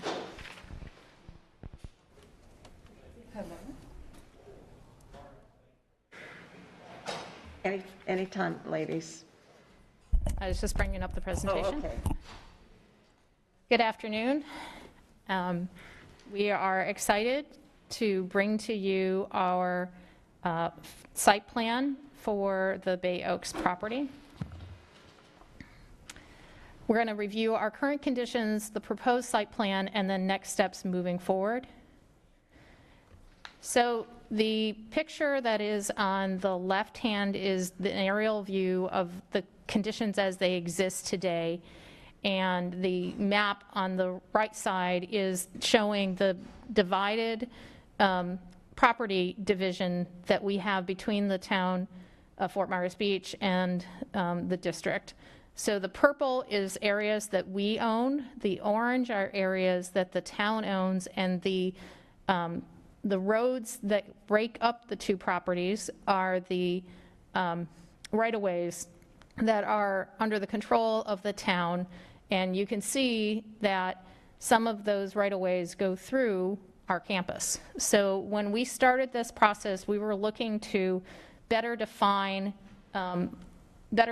this disjointed land use ownership pattern. We also wanted to make it clear as to who is going to be responsible for the maintenance of the park facilities and the school facilities, and establish a process by which we could share the uses between the town and the school. So our new proposed site plan provides a better established land use pattern, and I'm going to try and use the arrow. There we go. I'm going to use the arrow to outline the new ownership pattern. More clearly identifies what would be the school's property versus what is the town's property. The purple now, including the right-of-way areas, is going to be the property of the district. The kind of pink colors then would be the town's property. I'm not sure that they're going to deal with the right-of-ways because they own the right-of-way, so it's really moot point for them. The shared use, the most significant shared use area on this is going to be in the parking area, which is down in this area, where there will be a single parking lot that will be demarcated by a electronic arm. The electronic arm will be locked when the public cannot have access to it, and it will be unlocked when the public can access to it. And that will be when school is not in session, or in the afternoons and evenings when school would be having activities on the property. So during the weekends, during a spring break, during the summertime, that arm would be available and the parking lot would be available for use by the public. In terms of the roles of the property, again, we were trying to make these things more clearer. So the town is going to construct the entire project. All of the facilities and resources that are going to be constructed through this project, a new playground, some new play courts, the parking lot, all of that will be constructed by the town. Once the town has completed the construction of the project, then the town will maintain property that is the town's. The district will maintain property that is ours. The fence area, it will be the district's responsibility because it's our fence. But if there is an instance where the damage was caused by the use from the town's property, say somebody ran into it who came off of the softball field or something like that, then that would be the responsibility of the town to fix it. In terms of the shared use process, this was another item we wanted to correct through this effort.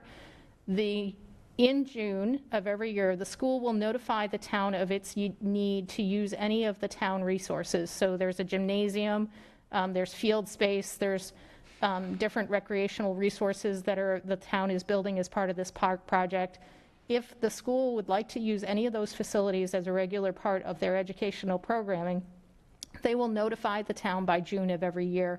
And then by the end of July, the town will notify the district or the school that that permission has been granted, and those times will be set aside for them through the school year. If the town wishes to use school facilities, and I'm going to highlight where the playground is. The playground is all the way up here in the southeast corner of the campus, so it's quite far away from where the town's facilities are. But if there was ever a time that they wanted to use our facilities, they would, as needed, with a 30-day notice, notify the school of the intent to use of the property, and the school would notify the town of the ability for that facility to be used. We today are asking for consensus. The town needs to do some work regarding surveying and other legal work in order for them to do some construction. Their intent is to construct the fence and the playground if possible this summer. Time is getting short. So if they are to accomplish this, although the interlocal does give them to the end of the year, to the end of the calendar year to complete that, we are looking for consensus that this new site plan that identifies what is the town of Fort Myers Beach and what is the Fort Myers Beach Elementary School resources, and the delineation of property between the district and the town be used as the basis for the final and adopted interlocal, which we will be bringing to you before early May. Okay, so before we do that consensus, and by the way, Ms. O'Reilly, did you have something you wanted to add? I do not, but Chelsea O'Reilly, I'm the Public Works Director for the town of Fort Myers Beach, for the record. Okay. Who has comment or question about this before we do our consensus? Mrs. Jordan. I just have one. Ms. Sebald, and I'm sorry if I didn't hear you correctly. Did you say that there was a gymnasium that they would be using or could possibly be using? There is a gymnasium. There is, as part of the facilities that the town is building on theirs, it's located in this area, right? I think my must work. So that's what this they are building right here, which is the town's. There is a gymnasium component of it, as well as some other resources. There's some meeting spaces and other facilities in there. Okay. If at any time during the school year the school wants to use those facilities, they will notify the town. If it's going to be something that's going to be incorporated into their regular academic programming, they'll notify the town of that by June of every year, and the response will be received by July of every year, so that the school can be ascertained going into their school year that those facilities will be set aside for them when they need them. Okay, and then second on that, being they're doing the construction on that. So who would have, so then the school, once they put their list out for June, would they then have the key to get in there, or does the city unlock the doors for them? Is it the same safety precaution with the red-green keys? I mean... So the facilities are the town's, and the town would work with the school to identify how the access would be provided, but it wouldn't be that we would have a key to the facility. It's the town's facility, so the town would open and close those facilities on our behalf. Okay, and then vice versa, so when they came onto our property. Okay, perfect, thank you. The only exception to that is the swing gate that will be blocking the portion of the parking lot that is ours versus theirs. Perfect, that will be done electronically. Okay, Mrs. Gittens. And this is kind of a generic, and it's probably going to include our attorney, but I mean, we continue to not lessen but increase the number of times that we move forward on projects based on consensus. And in my mind, if it's not like a major financial promise or whatever, then, that's one thing. But if we are using consensus, which is an actual non-vote, to move forward on major projects, I'm wondering if we don't need to look at that. Okay, Mrs. Dupree-Bruno. With regards to this project, there are 2 contracts that have already come before the board, So you've already had an action vote on this. I believe what staff is doing at this point is to provide you some updates in terms of some changes that they are asking to be able to move forward with. But you've already approved this project through an action vote. Okay, and when, maybe perhaps when we're doing this, if that could just be stated, you know, it's already been approved, we are just for the record so people understand that. Right? Absolutely. Thank you. Okay, other comments? Also, once again, the final interlocal will be brought to you for a vote. So this is an interim update. This is not the final. There will be a final update that includes this material in the final format, not in the draft format. We just wanted to bring forward the draft format to get where you currently where you currently view. If there are any changes, we want to know them now so that if there are any changes, we can, before we bring you a final draft and would have to continue the meeting, we want to know that today. Well, it does say on there, though, that it's the board briefing final. That's why I was wondering. Any other comments, questions before we do the consensus? All right, let's take a Have one, please. Oh, I'm sorry, I didn't see you. Mrs. Giovanelli. And actually, mine has to do with some emails exchange regarding, I think, some apartments or condos that they were trying to convert or something, and there was, did y'all see the emails? Mm-hmm. If you could update us on that only, how the outcome of that, because I think they're wanting to have a bar, change some apartments to a bar or restaurant or something that's close to the vicinity of the school. So the property that is in question is west of the campus in this area. And it's a proposal to do a mixed-use type development that would include a establishment that serves alcohol. And the determination of that, Chelsea? Yeah, so that went to our town council. Staff recommendation was to deny. Our town council chose to move it to the second hearing. So I believe its second hearing is here in the next month or so. And that's where it stands right now. It is yet to be approved, but they did move it to a second hearing. I believe Mr. Giovanelli has some updates on where the school district stands on that project.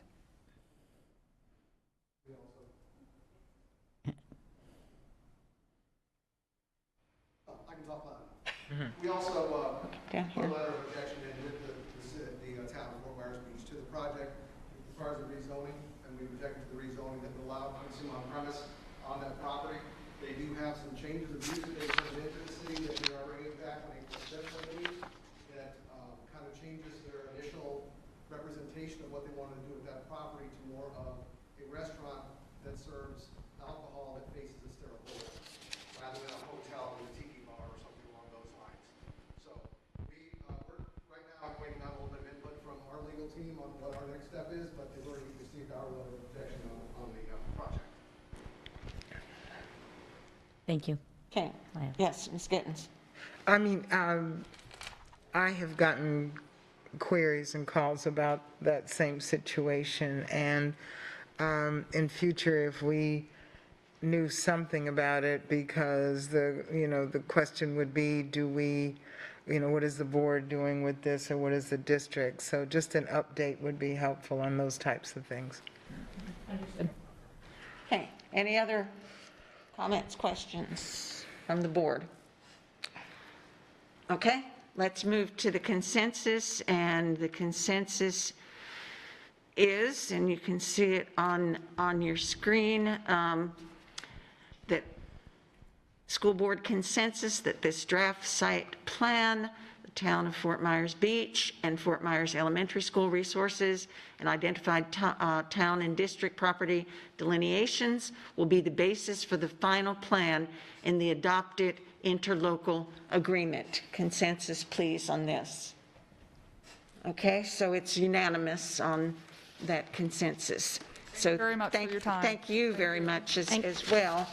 And we move on to Cape Coral property sale. You said we would take a break. Yeah, we are so far behind. This one's probably will be very quick, and then we'll take the break. Sorry, looking at the clock. and respecting people's time.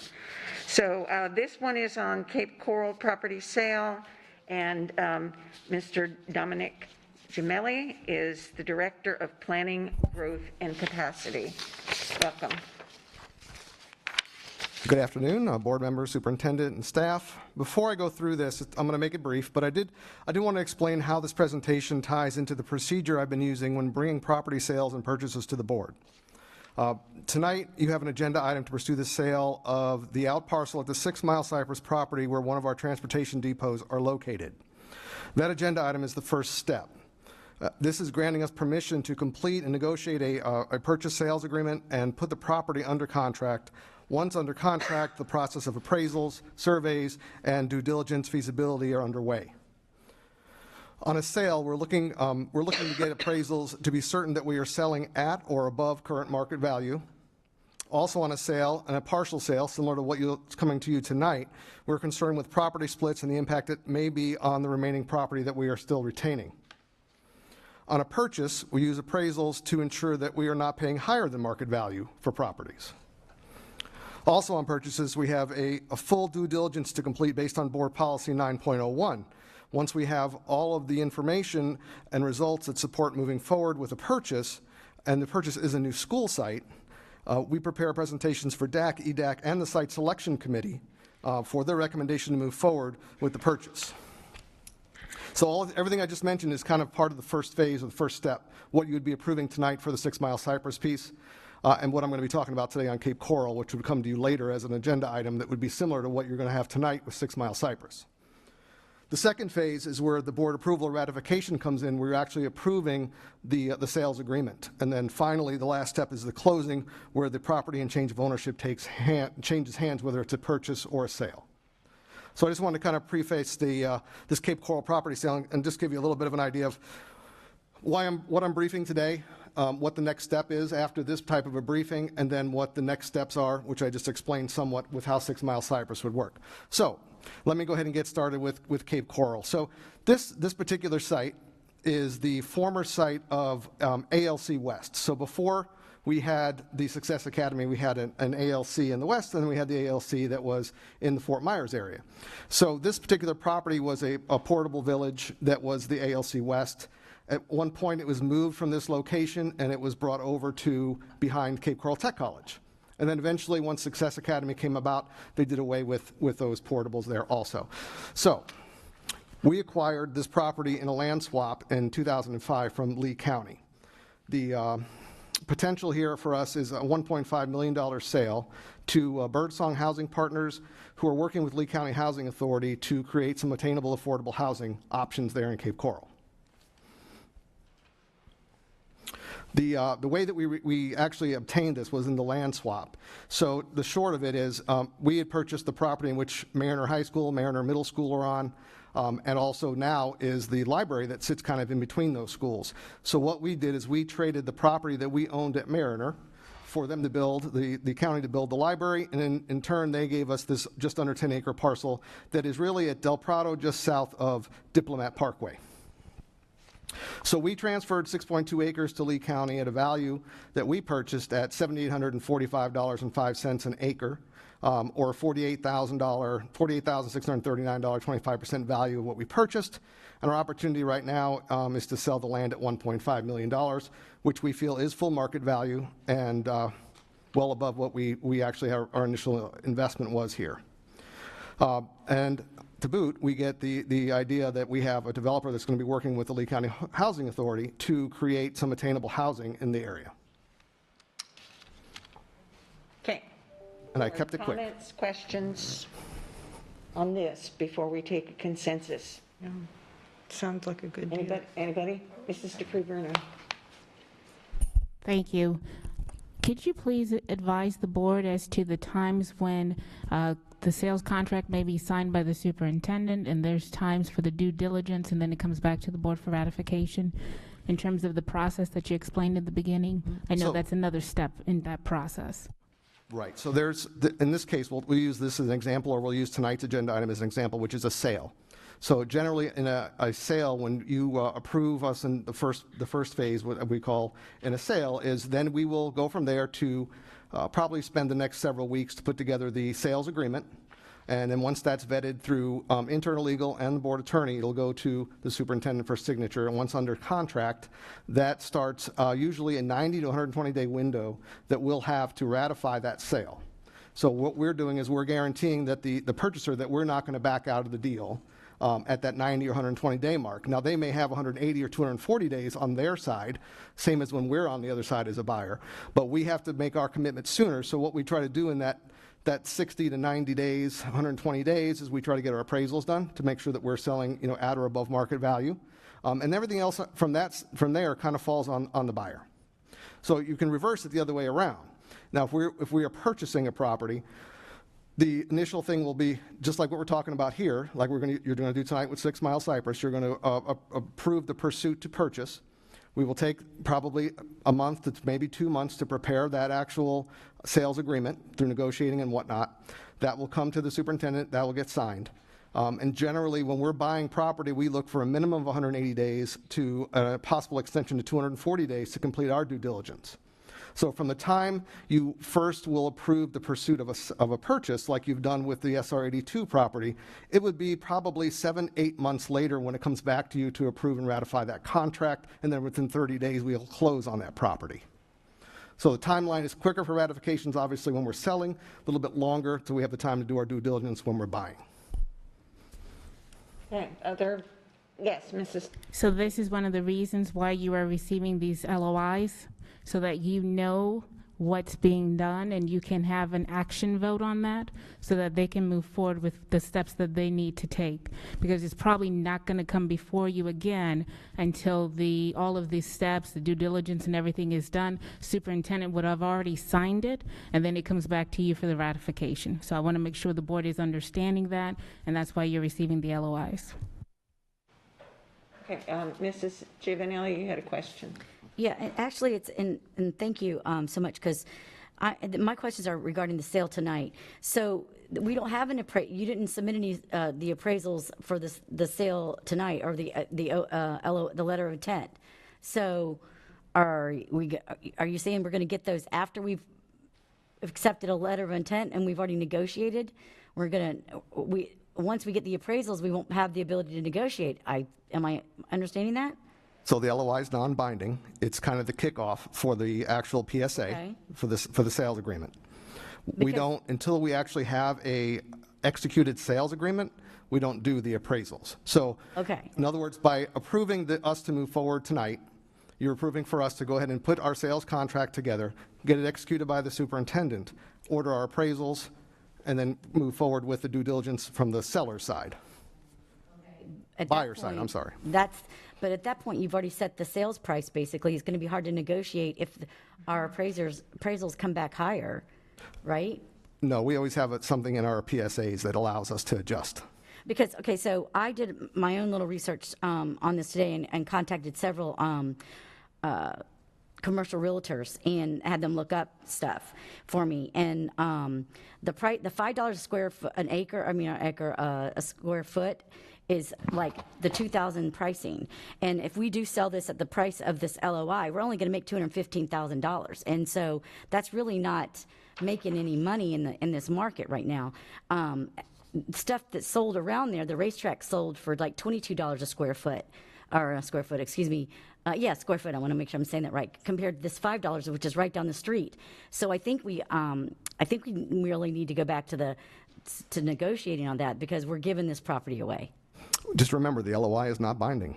Okay. Once our appraisals come in. Because, and the sad thing about appraisals are just opinions, and that can come in, they usually come in for what the asking price is. I do this for a living, so I know how that goes. So, I'm very concerned over, if it was remotely close, then I would be okay. All these, and they get a pretty good deal. They're pretty good negotiating because they're buying land all over they're paying more per square foot than that. So I question this $5 a square foot completely with this LOI. And then the other question that I have is, I did my own research on Seagate. It's also a brokerage. And so they're going to do is package that up and divide it up and sell it and make a lot more money, which we should be making as a district, because obviously that is an asset to us. And so I'll be honest with you, I'm not going to support the LOI tonight because I think it's too low, and I think that we should have better negotiating power than that. And I was going to pull it, and I will be pulling it. But I'm grateful that this came back up today, because it's something I've been working on since some information. Because I mean, unless the property is wetlands, and I don't think so. So I won't be supporting that tonight. I'm going to still do my research, and I'm going to reserve comment on that. But thank you so much. You're welcome. Okay. Yes. Mrs. Gittens. And I will agree with, goodness, what Ms. I wanted to say Giminelli, but that's you. No, that's her. No, that's her. See, the two of you here confuses me anyway. I actually had a call from a realtor that last night that was asking me, did you really look at this? And the comment was about the $5 per square foot. And what he said was that in the area around, like across the street and behind Home Depot, the average was 15. So, I mean, somewhere in between that, but that 5 is pretty drastic. So that is a concern.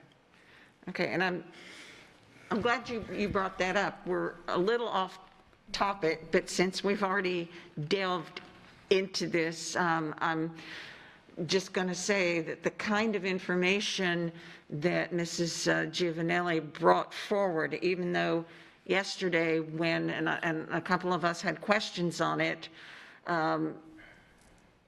even though we can't get the official appraisals, this is the kind of information that I would like to see brought forward to us. And if you'll recall, I said yesterday, I kind of raised my eyebrows at the price, because I travel through that area probably 5 days a week, and it's a really hot building area.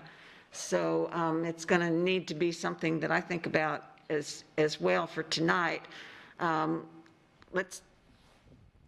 Since we're on the topic, go ahead, Mrs. Giovanelli, and then we need to come back to this one. I apologize, but real quick, actually, your question just made me think about something. Why can't Trinity, our real estate, can we give us comparables of what the surrounding properties around there has sold, including this property here in Cape Coral?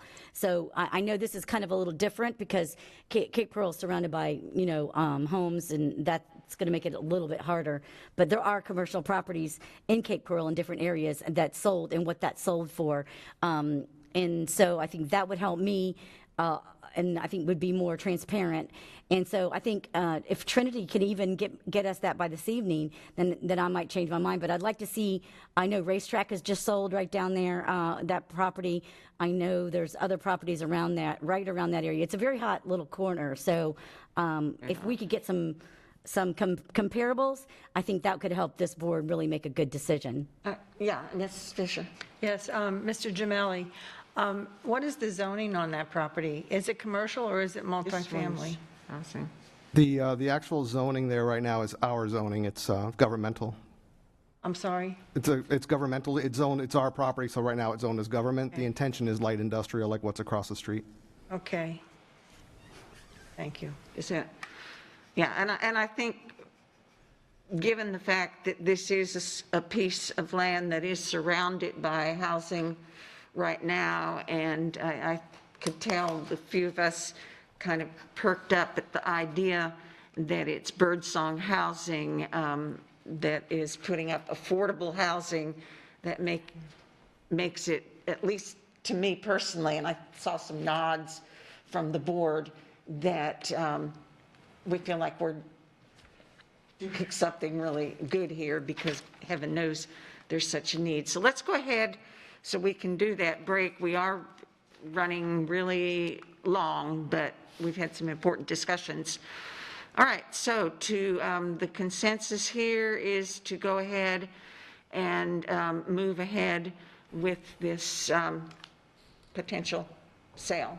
So consensus on this for Cape Coral. Okay, so it's unanimous on this. We've been at this 2 hours, 5-minute breaks. That would be at, 3 hours. let's say 6 minutes. We'll go with 6 minutes after 3.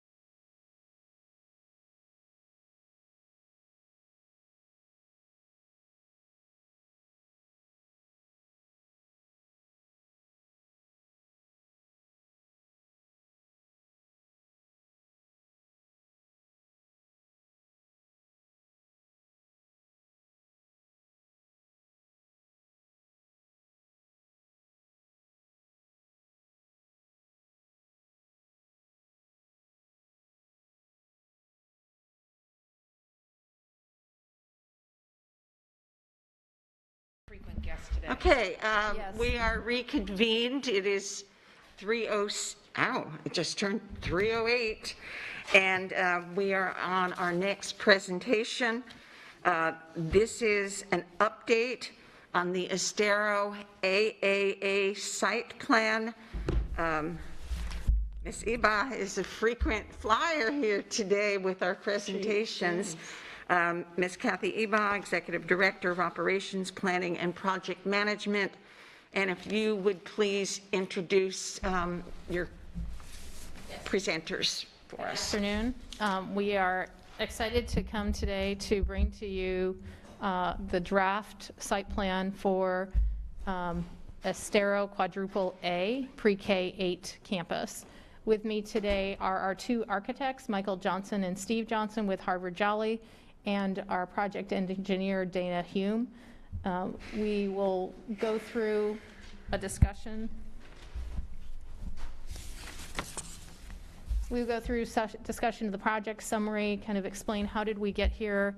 Then Steve Johnson will describe the draft site plan, and Dana Hume will then go through the site conditions related to transportation, stormwater, and environmental conditions. So the first thing we need to understand is that this is a project which needs coordination between the Village of Estero and the School District of Lee County. We cannot just build this site without their participation, specifically because, according to Florida statute, when we build schools, a local jurisdiction, in this case the Village of Estero, has authority to determine where the location of educational facilities ought to be, and they do that through their comprehensive plan and through their zoning. On this particular property, we have the appropriate zoning. We do not have the appropriate comprehensive plan, future land use designation for part of the property. Part of the property is designated as wetlands, and we need to modify that. So since we're modifying that, we're going to modify the whole property. And then, as far as we have then the jurisdiction over our school attendance zones, the site planning, and the school programming. Those, once we've identified and received permissions from the local jurisdiction for the site location, then vastly the planning comes into our court. And however, with continued coordination with the Village of Estero, where we have multi-jurisdictional coordination over transportation and permitting for environmental and land development. We want to review a little bit about the site determination and how we got to the Three Oaks property. In a staff memo in May of 2020, we outlined the growth demands of this area. And once again, remember, according to Florida statute, we don't build schools based on where projected growth is. We build schools to meet current demand. So the idea is that the state of Florida wants schools to open as full as possible, and if potentially full to capacity. So in this case, the schools that are in this area are over capacity as per our study of May 2020. We also presented the village planning considerations, and we identified four prospective options: the Williams Road property, the Three Oaks Parkway property, both of which were sites that we owned as a district, expanding our existing school sites, and creating and building on a new site that we did not own east of I-75. In the memo, we identified the two primary options being the building on the Williams Road property and building on the Three Oaks property. The chart in this presentation is excerpted from the memo from May 2020. And identifies the strengths and development considerations of both properties. It is important to know that both of these properties were purchased through our district site location policy. In the Williams Road policy, it's pursuant to 901. When we talk in a second about the Three Oaks property, since it was such an old property, it's actually a different policy, but vastly it's the same. And what our site location policy states is that we will have property evaluated for the appropriateness of us purchasing that property. It isn't about purchasing or comparing a property against another property. So it's not, there's often a misunderstanding about our policy that it is to look at various sites and have the site location committee to provide us a recommendation on which is the most appropriate site to build on. That's not what our policy says. Our policy is about purchasing property for use by the district, whether as a school site or whether as a district facility. It isn't about preferential over one property over another. So both of these properties in question were purchased according to our site selection as appropriate sites for a future district school facility. The Williams Road property was purchased in 2019, and it was purchased because the Village of Estero had a concept of an academic village that they were promoting, and that academic village was to unite a high school, an elementary school, and a middle school, along with village facilities. The community center is just to the north of this property. They were also looking to purchase additional field space from both private and other public entities to expand on their field resources, their playground resources, their athletic resources. And so we, in partnership with the village, because the village was asking us to be a partner in this project, purchased this site with the intent that we would build an elementary and a middle school to be a partner of the academic village. Unfortunately, while we were able to secure the property, the village was not able to secure the properties that they needed to complete their academic village. So they weren't able to secure enough property in this area to do the field space and other activities that they were looking to do. And upon a further evaluation of this property, in April of 2020, at a publicly noticed public workshop by the village, they recommended that we move to the Three Oaks property, which was a site that we had owned since 2002 and was purchased once again pursuant to this time policy 4.261, which was the governing policy for site selection at the time. And we proceeded immediately to do initial permitting, environmental permitting in 2005 and 2006 with the intent to build 2 schools on this site. At the time, it was a high school and an elementary school, but it was always envisioned to be a 2-school property. Once again, an excerpt from the May 2020 staff memo to the school board identified the pros and the cons. The most significant pro on this was that this was the property that in April of 2020 that the Village of Estero supported, that they told us they would work with us to build our schools that we needed for the Village of Estero. They also discussed the other 2 options of building out east or expanding campuses on site. The major detriment to the expanding existing campuses is the core facilities would have also had to been upgraded, or we would have overtaxed those core facilities because they weren't built for those capacities. And the Village of Estero really wanted us to be in the village. They wanted us to have a presence in the village. So the idea of moving to a site east of I-75 out in the Corkscrew corridor outside of the village was not one that they were willing to support. So, as I said, the primary reason that we came to the Three Oaks property was that the Village of Estero, not being able to secure the property that they needed to do their academic village fully the way they visioned it, decided that it would be more appropriate for us to move back to the Three Oaks property, which we originally had intended to build for this campus. As I mentioned, we had a village council workshop on April 20th, 2020. It is when the village council formally supported the location of the Three Oaks property for us to build. And that's why the coordination piece is so important, because we cannot build this school property without their support. They have the ability to determine the land use designation. On the Williams Road property, we would need both a comprehensive plan amendment as well as a rezoning. And if the village wasn't willing to support the construction of a site on the Williams Road, we would not have been able to build it because we would not have gotten the appropriate land use designations that we need to build this campus. The school board workshop following the support from the village, we brought that to you at 3 subsequent meetings. We had a meeting on May 4th where you asked for additional information. That was then that we drafted the memo. We brought the memo to you first on June 1st, and then it was continued to a special meeting on Friday, June 12th, 2020, that was identified specifically for this answer because we were running out of time and we needed to get our project team moving.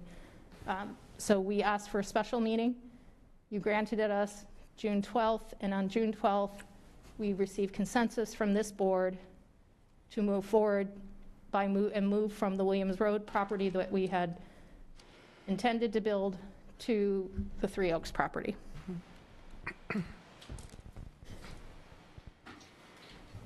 Moving forward, we are now in phase 1 design.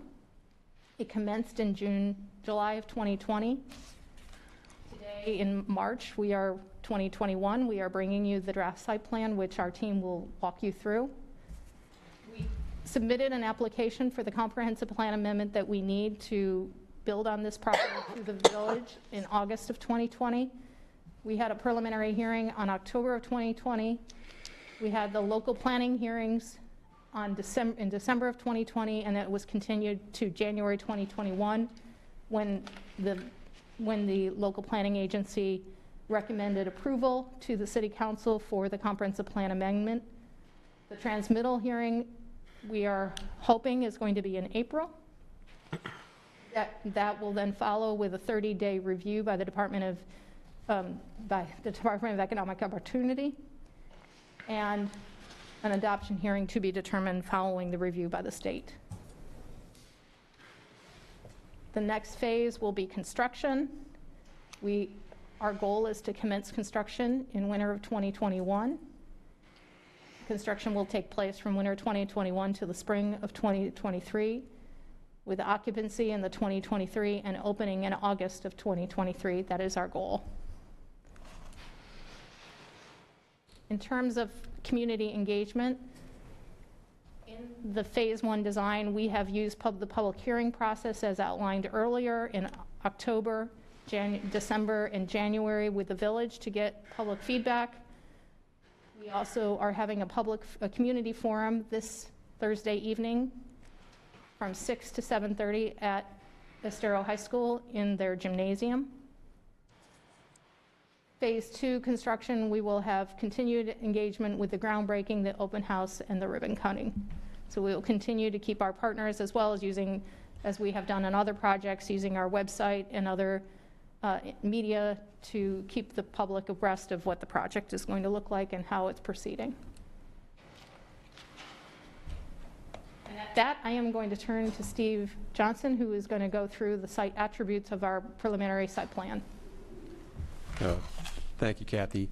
Good afternoon, board members, superintendent, staff members.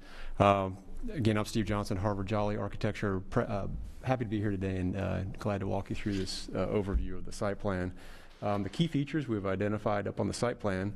It's a unified facility. What's unique about this is that it's based on the district elementary and middle school prototypes. So those 2 prototype designs were brought together and combined into a new K-8 facility, new school.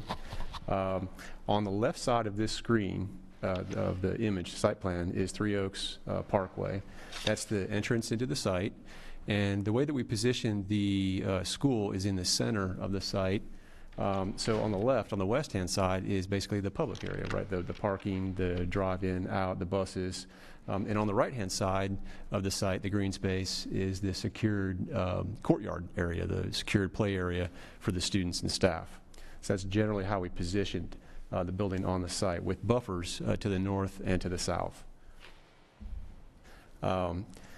We have gone through quite extensive analysis, and Dana has been a significant part of that in terms of the load of vehicles that will be on the site to take those off of Three Oaks Parkway, not only at the capacity at opening day at 1,800 students, but also the ultimate build-out of 2,350 students. So all of that is accommodated on site from day one, and we have the ability to grow those drive lanes if needed in the future, if that demand is there. All of his team have accounted for all the storm water management, as you can see on this three-dimensional image. And essentially, the building is a little bit small in this view right here, but it's a U-shaped two-story classroom building on the right-hand side. And then on the left-hand side, you have your core spaces of media center, dining, and gymnasium. And the way that the buildings are oriented is that it opens up to the outdoor play area spaces. So it's that indoor-outdoor connection that we wanted to maximize through the use of these prototypes. And on the west-hand side, residential. On the east is I-75. To the north is residential, Copper Oaks, and to the south is commercial property. Here's a preliminary kind of an in-process view of the front door of the school. On the right-hand side, in the background, you can see the two-story classroom building. In the front, we scaled it down with, based again on the prototypes, but to handle administration, a front door that is not an overwhelming scale, to the younger students. So it kind of has that mix of scale for elementary and middle school, K-8 grade level students. Preliminary views. Again, we've covered the car stacking on site, and I'm going to turn it over to Dana at this point. Well, good afternoon, board members and superintendent and staff. Dana Hume with Johnson Engineering. I am the civil engineer for the project. And Kathy, can you jump one slide? You want to go backwards? Yeah. Move forward. Oh, I'm sorry.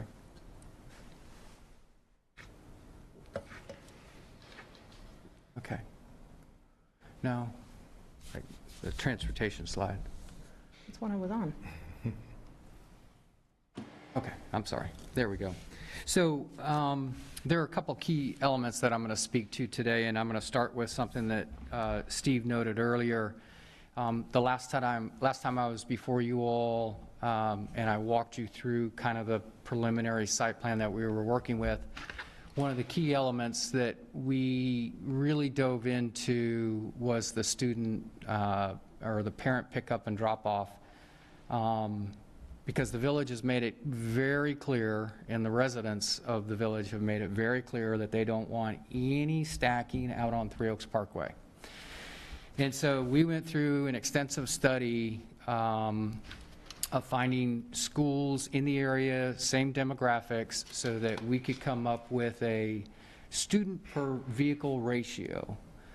And what we can do with that ratio is then we can apply that really to any school, any proposed school that we want to look at for stacking. And so we did this for this school in particular, and what we came up with was that for the 1,800 students, we needed a minimum of 435 stacking spaces, which are all on site, nothing off site, no turn lanes, no nothing. Everything is on site. And then for the 2,350 students, we needed 567 stacking spaces. So our site plan that Harvard Jolly and myself have been working on, for the 1,800 students, opening day, we're going to have the capacity for 513 stacking spaces. And then when we expand to the full build out of 2,350 students, we'll have 597, almost 600 stacking spaces. And this is strictly on site. So a very heated discussions about the stacking and parents being off site and in the roadway. I think we've accommodated that with all of the studies that we've done. I've got all the data to back that up. So I think that we finally got some resolution to that. Some of the offsite improvements that we're going to be looking at this school, we're going to have a signal right at the intersection of Three Oaks. And so that will help also in the pickup and drop off times, because the Lee County Department of Transportation will time that signal. They'll have a camera on it, so as they see cars pull up, they'll be able to turn that light green, boom, off they go, just like they do out at Pine Woods Elementary, if anybody's been out there during pickup or drop off time. And then finally, like Kathy alluded to earlier, Lee County DOT will be the key permitting agency that we'll have to go through to get the permits for all of the off-site road work. The village will have input in that, but the Lee County DOT is the ultimate permittee on that. Stormwater, you've heard a lot about stormwater out on this side, I'm sure. So when we get done with our project, every raindrop that falls on this property will be directed internally to our stormwater management system, and it'll be treated before it outfalls. The outfall will be on Three Oaks Parkway, because that's the permitted outfall location, but none of our water, once we start construction, will fall on anybody else's property, or I mean, it won't be treated on anybody else's property. And this is very standard in all permitting of any development. When you do development, you retain your own water, you get it treated, and then it outfalls. So one of the keys with that is current conditions. The property has berms on the east, south, and west sides. On the north side, it does not. So it sheet flows into a conveyance swale that also provides outfall for Copper Oaks. And so once we get in there and we start our construction, we build our berm, Copper Oaks will be the only one their outfall will be the only one utilizing that conveyance swale. So that should improve their drainage system alone by itself. And then finally, environmental conditions. So as Kathy spoke to earlier, this site's already been permitted for a high school and an elementary site. So all of the wetland impacts associated with this site were negotiated back in 2005. All of the mitigation's been paid for back in 2005. So that's something that we get to take advantage of now as far as the mitigation credits. We don't have to pay them again.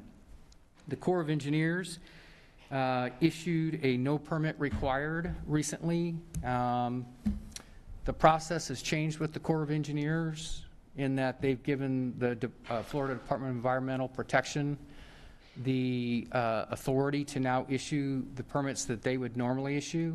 So we went through the process because the Corps was already involved out here to get them to sign off on that extra step of protection for the school. We've been on site 3 different times, our biologists, to do a protected species survey. All 3 times that they were on site, they did not see any protected species. That doesn't mean that they didn't see other animals, birds, other animals that are not protected. But all we can do is, per the regulations, do a protected species survey. So those are the species that we identify during those site reviews. And then finally, because the existing development or the parcel is surrounded by existing development and roadways, it's dangerous to promote the use of the site for larger wildlife, for both the livelihood of the wildlife and of the surrounding population. Smaller wildlife that inhabit the property, once we start developing it, as I'm sure you all can imagine, will find another place to live. And with that, I guess we're open for questions now. Yes, at that, we welcome the opportunity. I'm just going to put up a site plan picture. Can you speak into the mic? At that, we're open to open to questions. I've put up a picture of the site plan so that if there is any point of references that the board would like to make, there's a opportunity for you to do so with the map. Okay, I'm going to entertain questions. I am going to make one quick comment before we go into this. Earlier in this meeting, there was a discussion about site selection and partnership. I think this is a really good example of maybe in some cases almost too much input, but I think the site selection and this whole process with the Village of Estero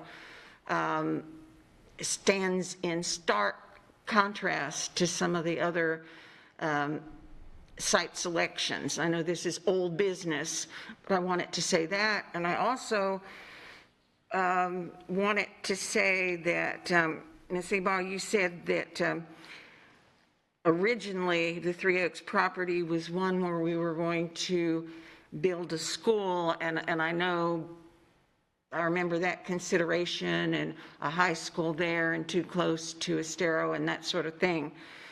But the fact remains that at one point, this land was on the real estate market, and I believe it actually did receive an offer before we pulled this. But that's old business, but I just wanted to bring that up because my personal opinion, and the rest of my colleagues can comment on this as well. My personal opinion is that this has not been a smooth process with the Village of Estero. I worked in Estero at the high school for 8 years. I know what wonderful partners and how supportive the village is for education in Lee County, so I don't fault that at all. But what does make me raise my eyebrows is who's in charge here. And so, and so it's old business. So if I'm going to open it up to respond to the who's in charge here. Sure.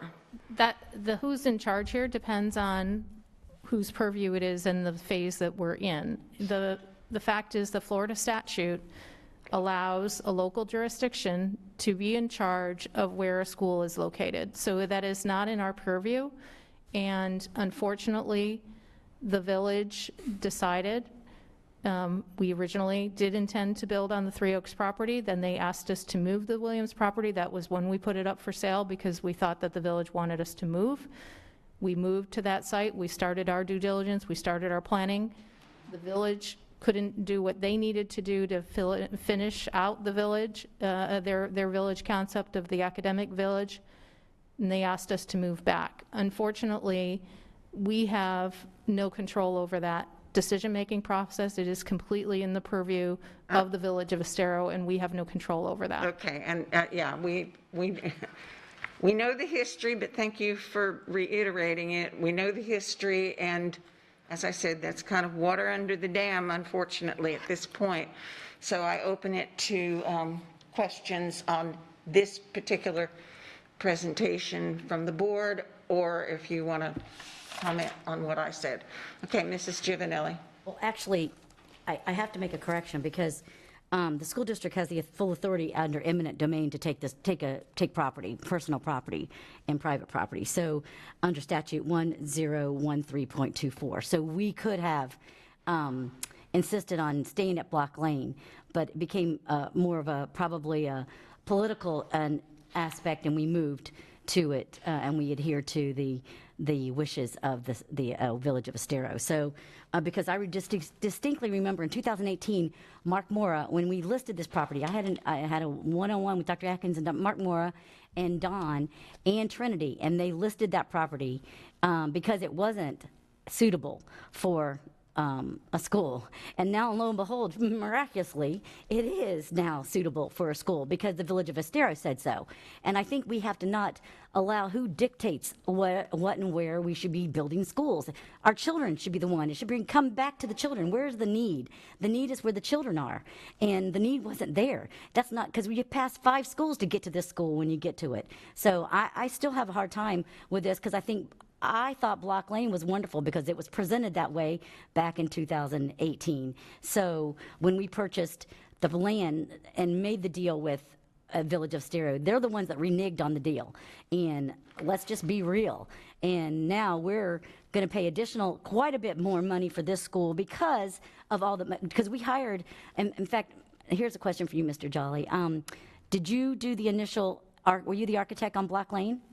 No. So you're the second architect now for the same school. So that's my point. So it's just very frustrating because this is an example of wasteful spending. And we're the ones doing that.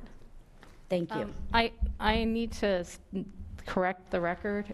First of all, it is Florida Statute 1013 that gives the Village of Estero and any other local jurisdiction purview over land use categories. Secondly, Harvard Jolly was. I made a mistake. I thought we were on a totally different site. Yes, we were the first architect on in this process. Okay, yes, so ma'am. you've got to do it twice. Okay, thank you. They didn't do it twice. We just moved. We transferred their responsibilities from Williams Road to this property.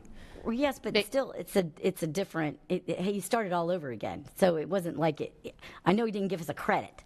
So, one question I do have is: the school going to be a school that is? Where's my notes? I'm sorry. It can be for a hurricane shelter. Estero there's no need for a hurricane shelter in this area, although we are continuing to discuss that, but at the moment, no, it's not intended to be a hurricane shelter. Because I know that there is a need for hurricane shelters in Lee County. So, okay, then we're not even thinking about that. That's interesting. Okay. We presented this to the county. Scott would like to. Okay, I think Mr. For the Rickenbacker, did you want shelter to? question, we communicated with EOC. It's in a floodplain, and they do not want to utilize it, so we've got confirmation that they don't want to do it. Okay, and that makes a lot of sense. Correct. And if you're Okay, asking how much fee in addition to move the site, we had already done some civil work, which we would be required for that property anyway, for South Florida Water Management, Army Corps. There was an increase, of which I used my contingency of about $110,000 for the engineering work we did with soils review on that site. All of the remainder of the contract balance is moving over to the Three Oaks site. Honestly, that's my point. Black Lane probably could have been a shelter, and this wetlands is not going to be able to be. Well, Black Lane had some potential wetland. It had an Army Corps thing, which we were moving away from. We had engaged the engineer under the architect to start that process. So the work was not for nil. We still need to do it for that property, regardless if we utilize it or even if we sell it. But the bulk of their contract did go to Three Oaks, so it was about $110,000 difference. Thank you. Okay, let's go right down the line, and everybody, I know it's totally unfair because I brought this up, but I think there are some ongoing concerns with the whole initial process from at least a couple of us, and I'm just hoping that from here on that it becomes a smooth process and we're not looking at just there are always issues, but a myriad of issues. Okay, Mrs. Patrica, do you have comments, questions? Ms. Fisher? Oh, thank you. Mrs. Jordan? Thank you for the presentation. Thank you for being here. I appreciate that.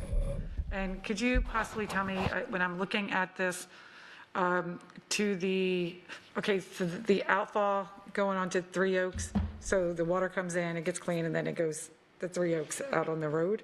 Yes, ma'am. Is that what you're saying? Yeah, there's a swale out along Three Oaks that picks up all the drainage from all the properties fronting Three Oaks. I just want to make sure I was understanding that correctly. And then it was driving me crazy because that building looks crooked to me. It's like, why is it going slanted? So that was been driving me nuts the whole time I'm looking at this picture. The back end of that, is that the road off of 75? Like the come off of 75 behind the building? The off-ramp? No. Is that the off-ramp? It is not. That is highway. Okay, because I was looking at that, like, could a kid actually run through those? I'm thinking of kids running through the bushes and hitting 75. I-75 is to the far right of the picture. Okay. And they have their own barbed wire fence along their property line. Okay. And then we do, part of the stacking does have, it goes down towards I-75 and then loops back around. That's how we were able to capture all of the stacking spaces. That space can be multifunctional, when it's not pick up and drop off.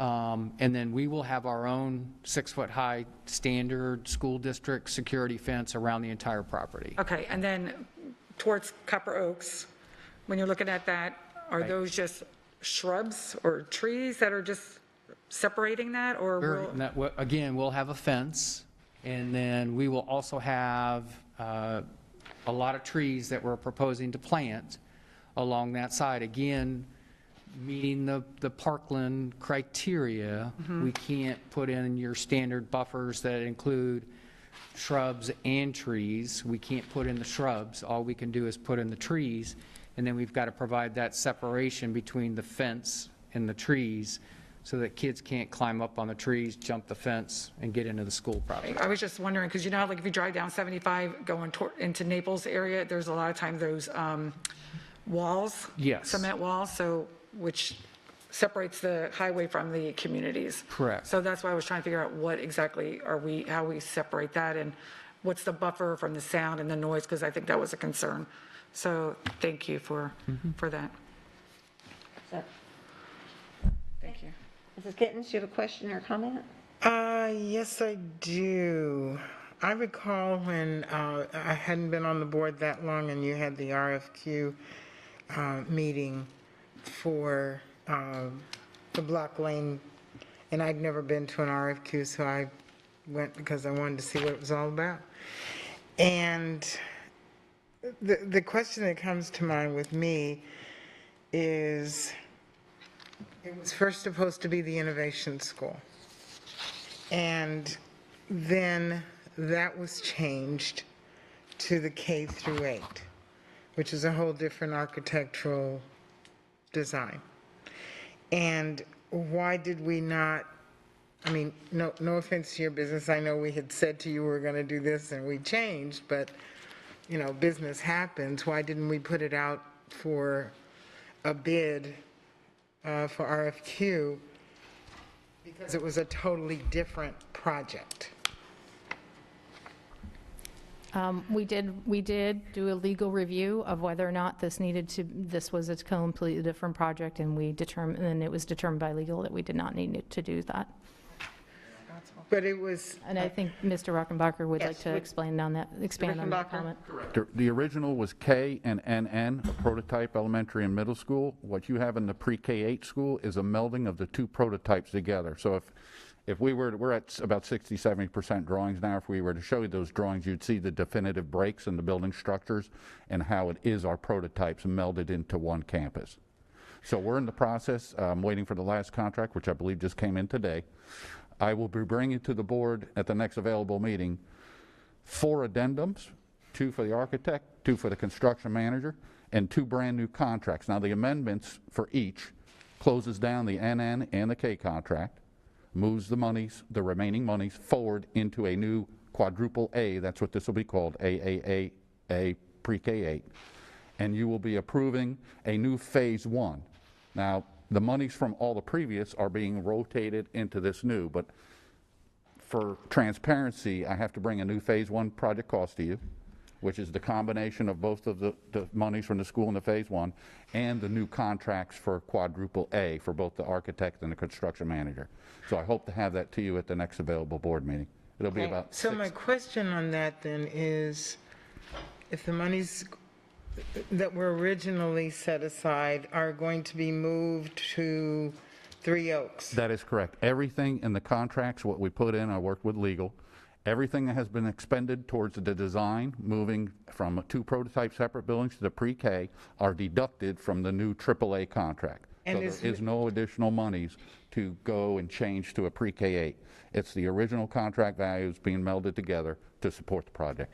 So is Mr. Jolly, and I'm acting like you're not even here, Mr.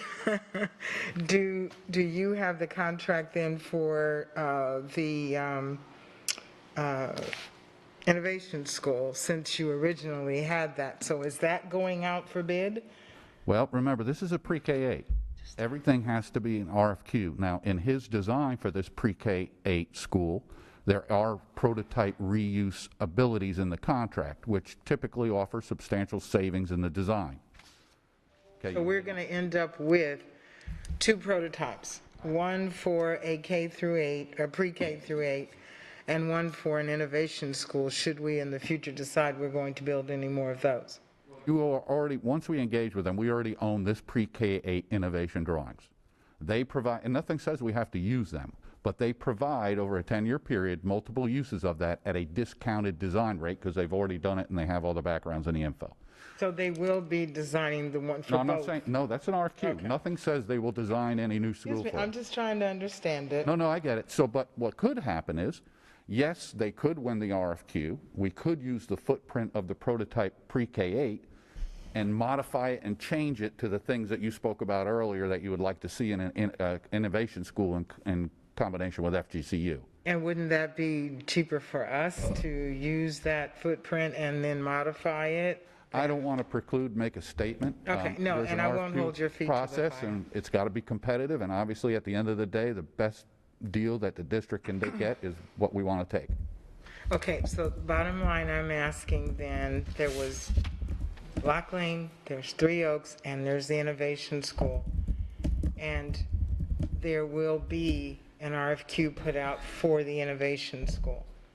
Of course, yes. Correct. Okay, so and the other 2 are just with them. Okay, I get that part. Ms. Gittens, the Yes. reason that we asked for consensus earlier on the RFQ for the Innovation School was so that we could use that for the RFQ process. So now that we Yeah. have your consensus, we will move forward with that. It's a completely different entity than this project. Okay, I understand that, and thank you. And then the one last comment I had, Ms. Ebal, you mentioned in the very beginning that we build schools on current demand and need and not future growth, but there are several documented times that yourself and other staff have made the statement that there is not the extensive growth in that area. And I still have an issue with that because when and where did it change? And it's rhetorical, I'm not asking to go through that again. Can I clarify the statement, though? Yes. So it is true, and I have said it on record, and I will say it again right now, that there is slow growth in Estero. But we don't build schools based on future demand. We build schools based on what is today.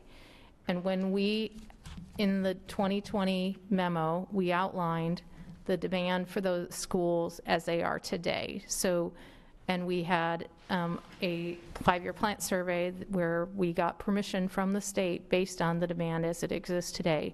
Moving forward, and that's why we built this campus, and I want to clarify a few numbers that were raised today because I don't want to confuse people. We are building this campus for 1,800 student stations. That is a capacity of 1,620 students. It is not a capacity of 1,800 students. So we are building this campus for 1,620 students. We believe that that fully meets the demand as it exists today. There is the ability on this campus to add another classroom building that would bring it to 2,300 student stations, which is actually 2,100 students maximum.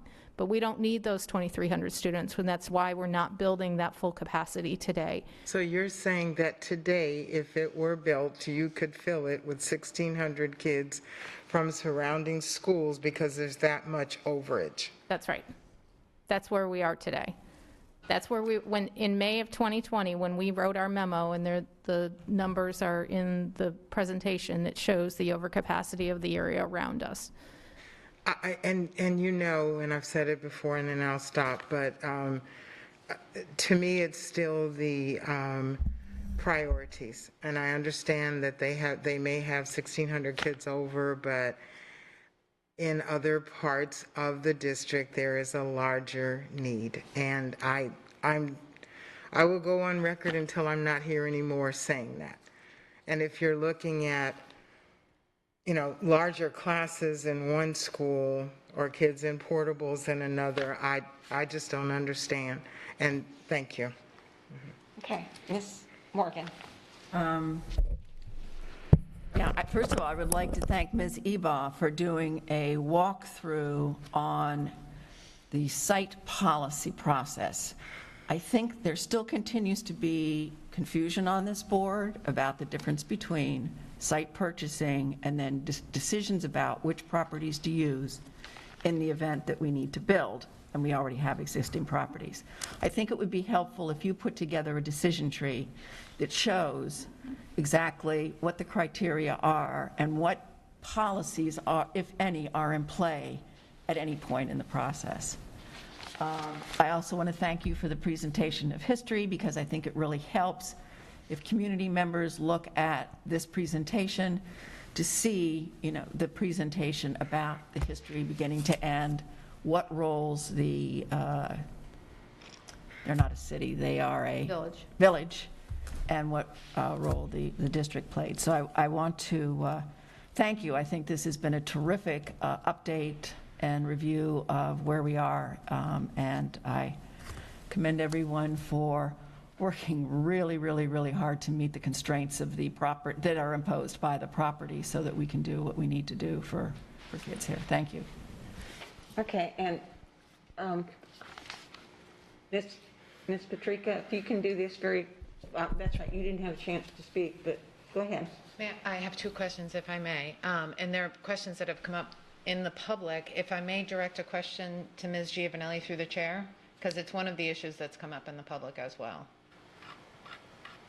I would rather you didn't. I'd rather you go ahead and make your statement. It's a question about eminent domain that has come up in the public. We need to move on. We haven't had, let's go on to your other question or comment. Is eminent domain an option on this property? Like, this is a question that has come up in my community in Estero about eminent domain and the use of that for this property. And my understanding of eminent domain is that it's not appropriate. We don't need to acquire land. I'm not sure where that notion comes from. Can anyone speak to that? The Florida Statute 1013 is the Florida statute that directs the planning and development of school facilities. It is in Florida Statute 1013, and I'm happy to cite the exact notation for you in your board weekly this week that explains that the local jurisdiction has purview over where a school facility can be built. They do that, as I said earlier, through two tools. One is the zoning classification, and one is your comprehensive plan future land use designation. Unlike most states in most states, Florida is one of very few that your comprehensive plan is a legal doctrine. It is not a tool of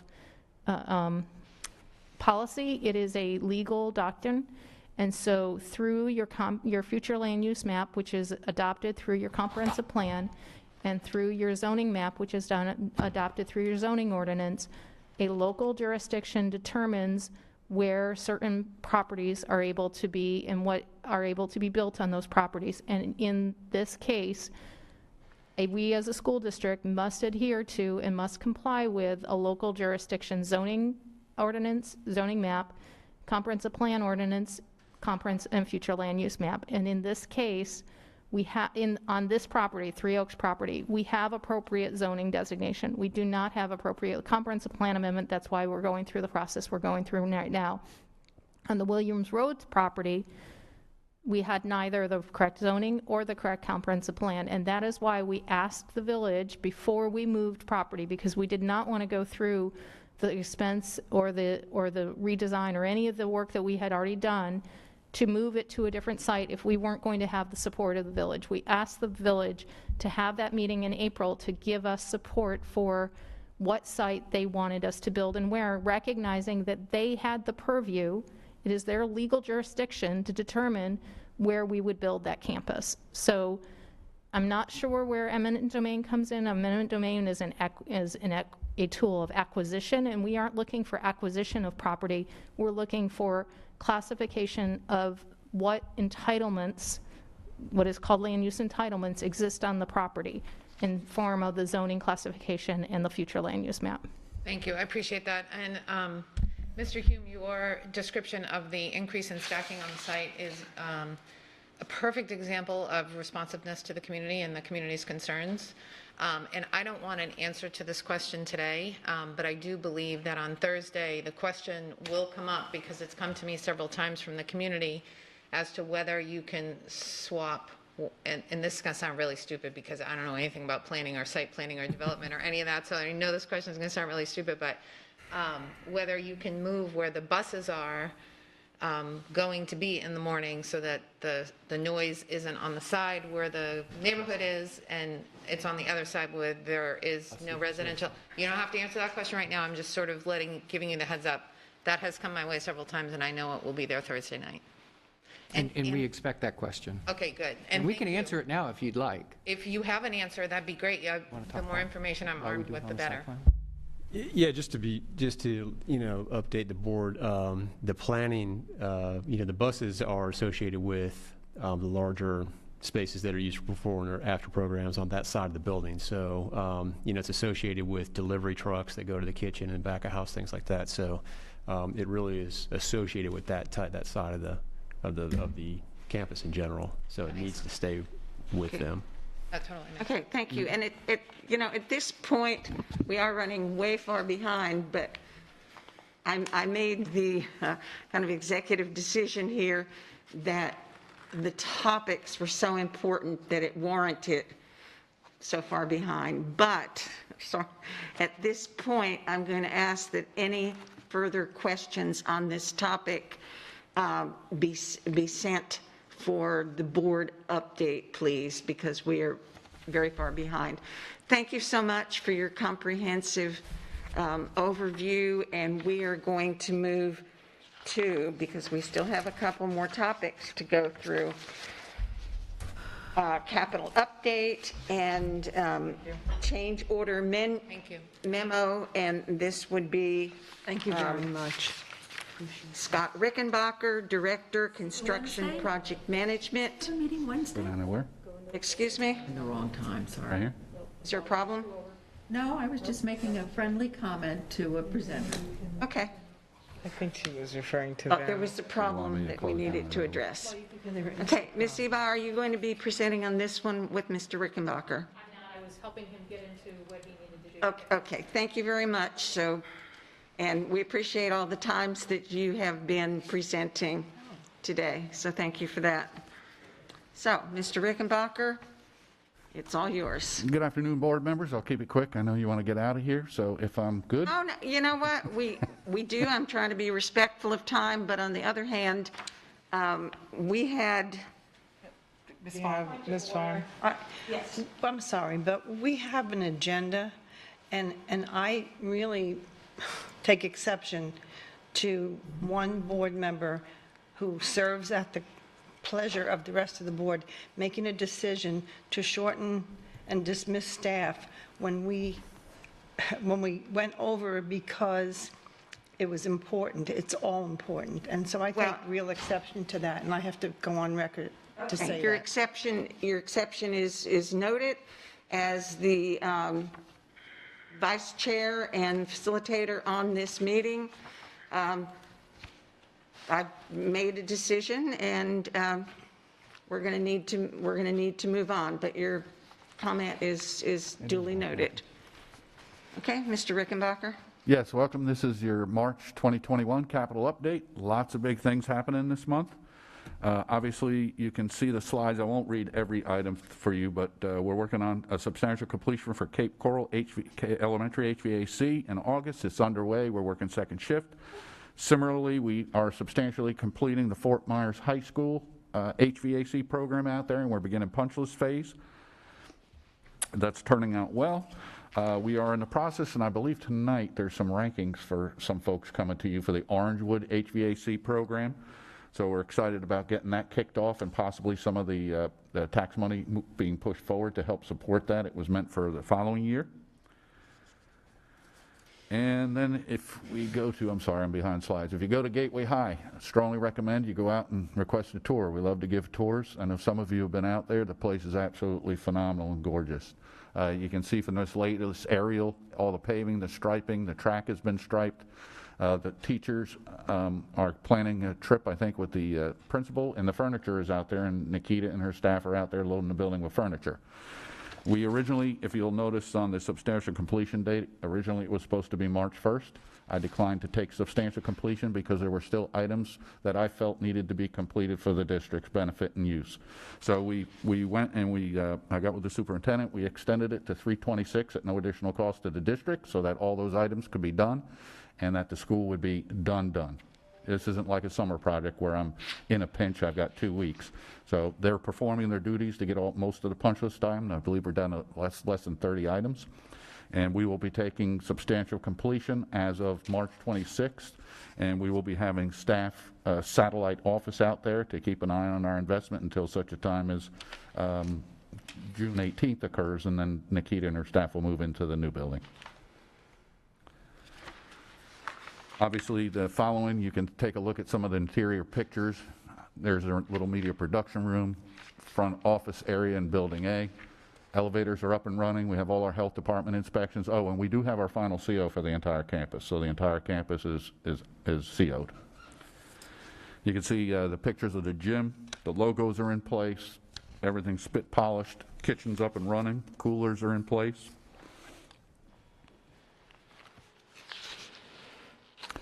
Some of the issues we've had was some site lighting out there. I know some of you have seen emails, had some calls. We've met our original obligations and everything that we had intended to do with the neighbors. We've gotten some thank you notes from the local neighbors. Now that's for the one side next to our bus loop, Magnolia Lakes. So I think we've met their expectations on this job. We went out Friday night at 8:30, myself, the engineer, the project manager, Tina Silcox, and our electrical engineer. At 8:30, we met with some neighbors over in Hampton Parks, where they were complaining about some of the lights shining from the LED light fixtures, which are crosswalk light fixtures. We're going to try to come up with some solutions. They understand I may not be able to fix that problem for them. It's not that the light is necessarily shining in their house. The LED lights are just so bright, it's like a full moon. If you're there, you see it, and optically, you're driven to see it. We have some potential things we're going to try to hopefully alleviate it for them, and we'll get through those and hopefully report back, and maybe it helps that situation. We do have one crosswalk beacon out there, believe it or not. These are the toughest things to get. This was a complaint where the one we ordered was incorrect. It stayed lit all night long. They were complaining about seeing a yellow light on their refrigerator.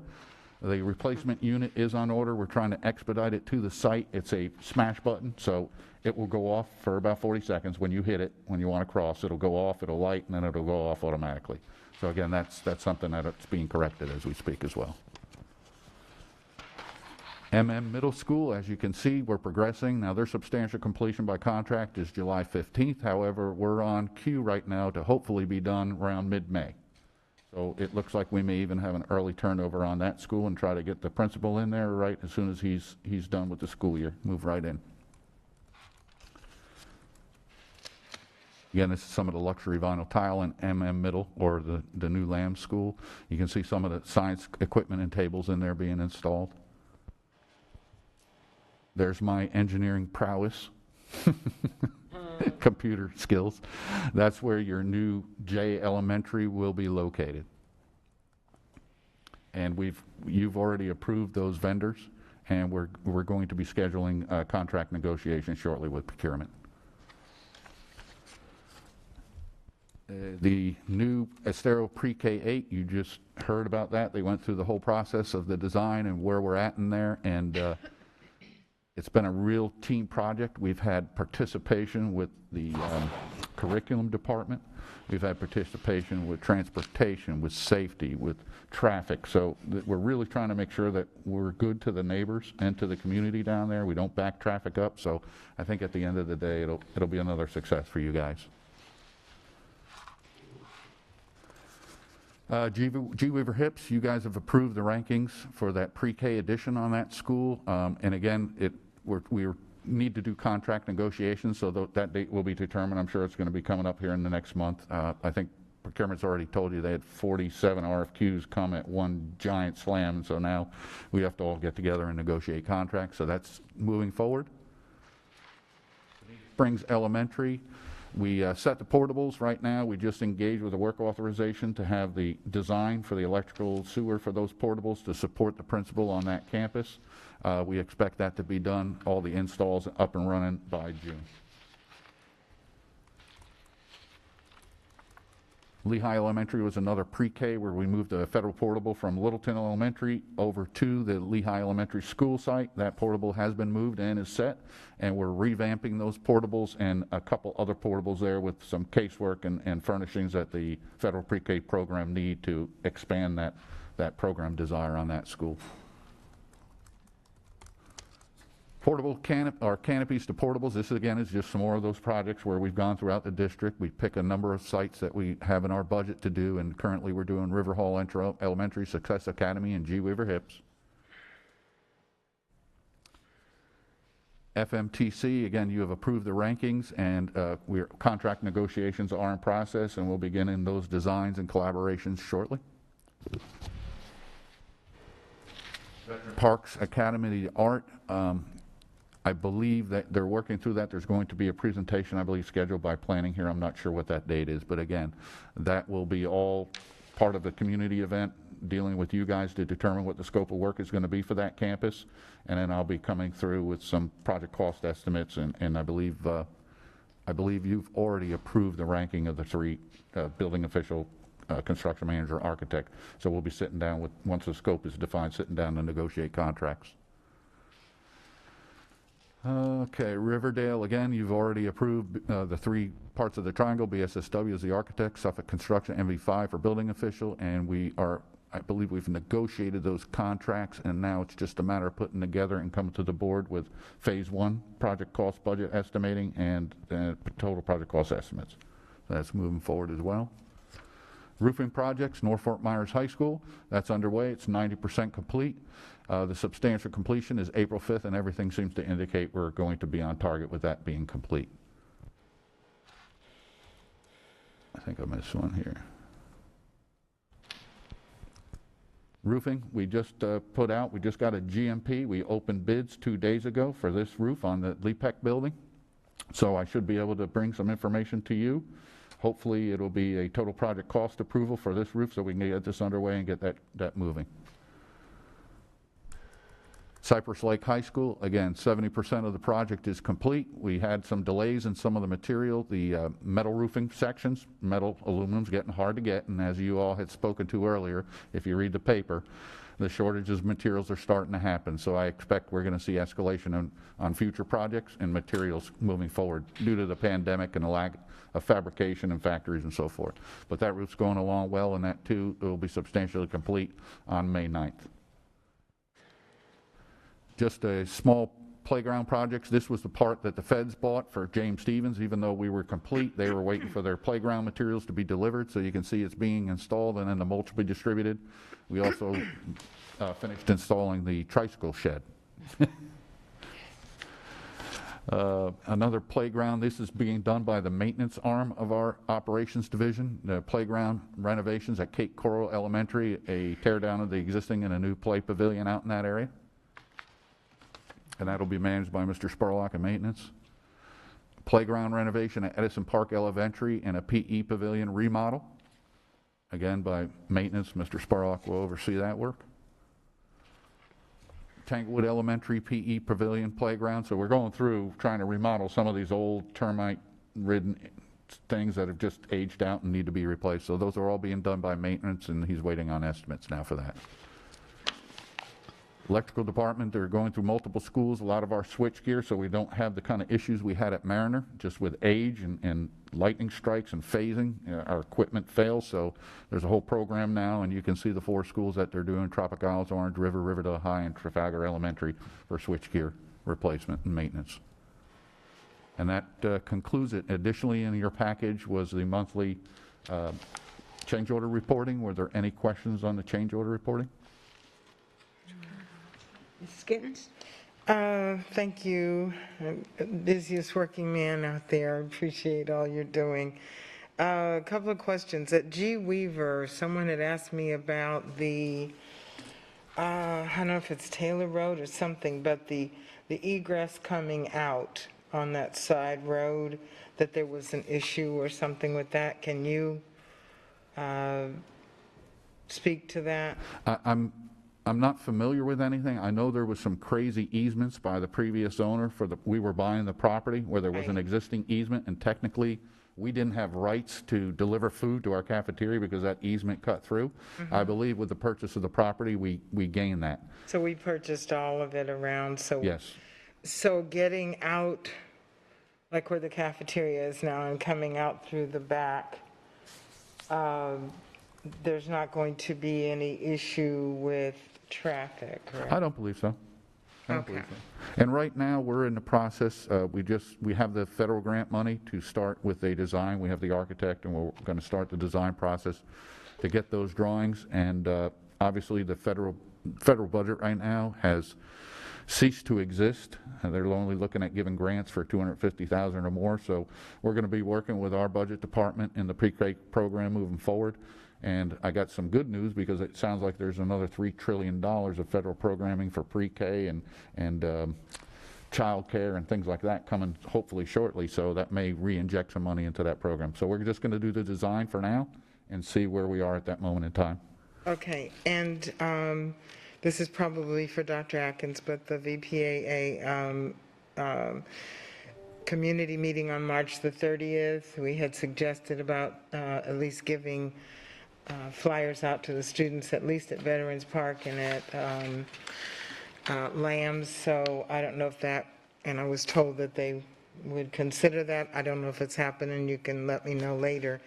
On the switchgear information, is that something, are those the only schools that have that issue, or is that prioritize the top ones? I see your head shake. So those are the top ones. We prioritize the ones that are in the worst condition. I had over the summer, Dr. Atkins will remember, we were doing some HVAC work at Fort Myers High, and unbeknownst to us, we couldn't get the main breaker set. Right. It just failed. Okay. So we scrambled to find a $40,000 breaker over a weekend to try and get it in. We got the school up and running, so the kids came back on Monday, but it was a wing and a prayer. So this is an effort to go to these old electrical services, get them changed out before they come a midweek failure, and we have no control but to send a school home.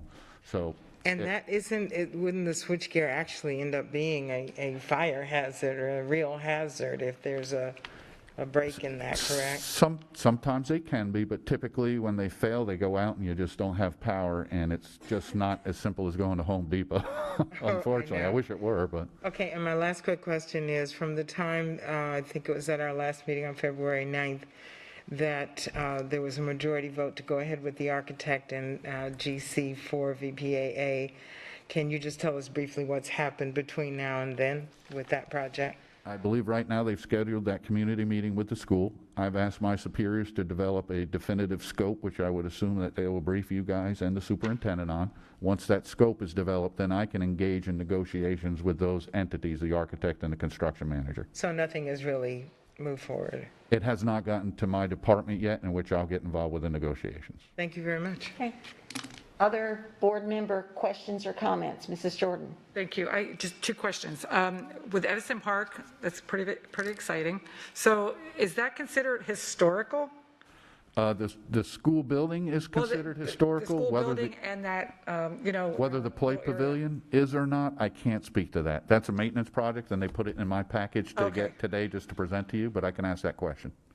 Because I would think there would be some kind of provisions, because if it were, so that's why I was questioning that. And then the second one is, Ms. Ewald, when would we see on here anything pertaining to Franklin Park?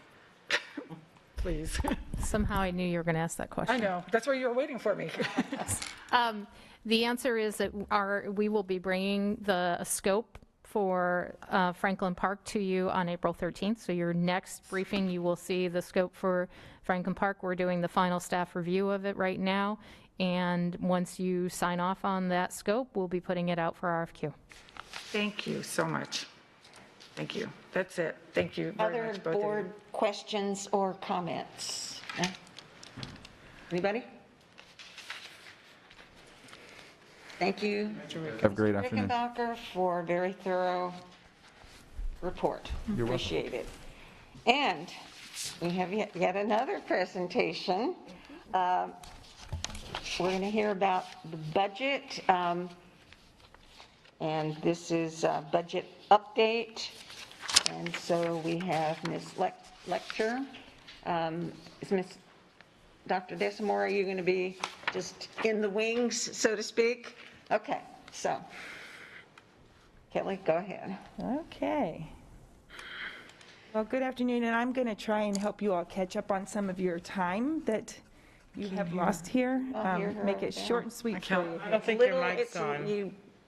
Your mic? Or... can you hear me now? Yes. Okay, good. So I'm going to try and help you make up some of your time here. I'm not going to... We're coping. Okay. I'm not going to go over all of this because you all can read the budget timeline. I'm just going to highlight some of the things that I think will be of interest to you specifically.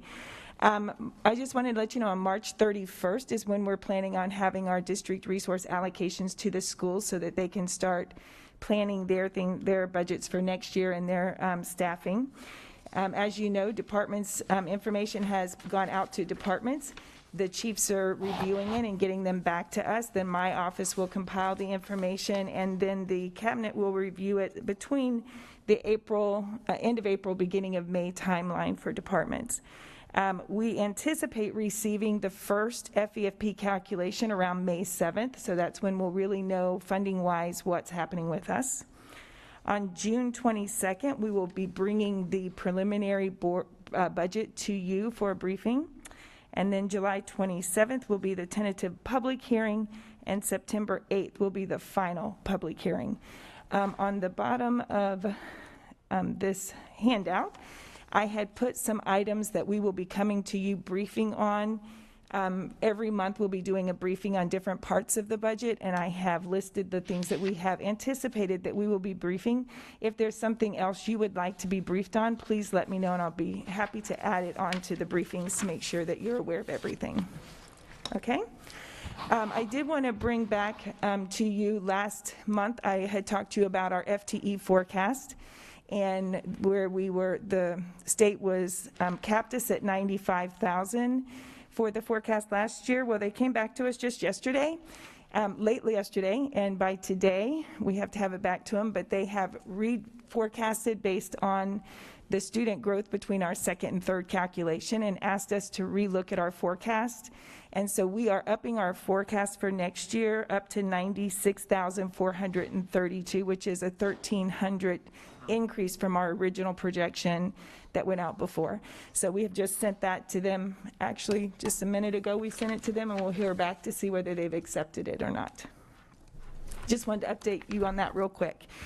The next thing I wanted to talk about is our district resource allocations for our schools.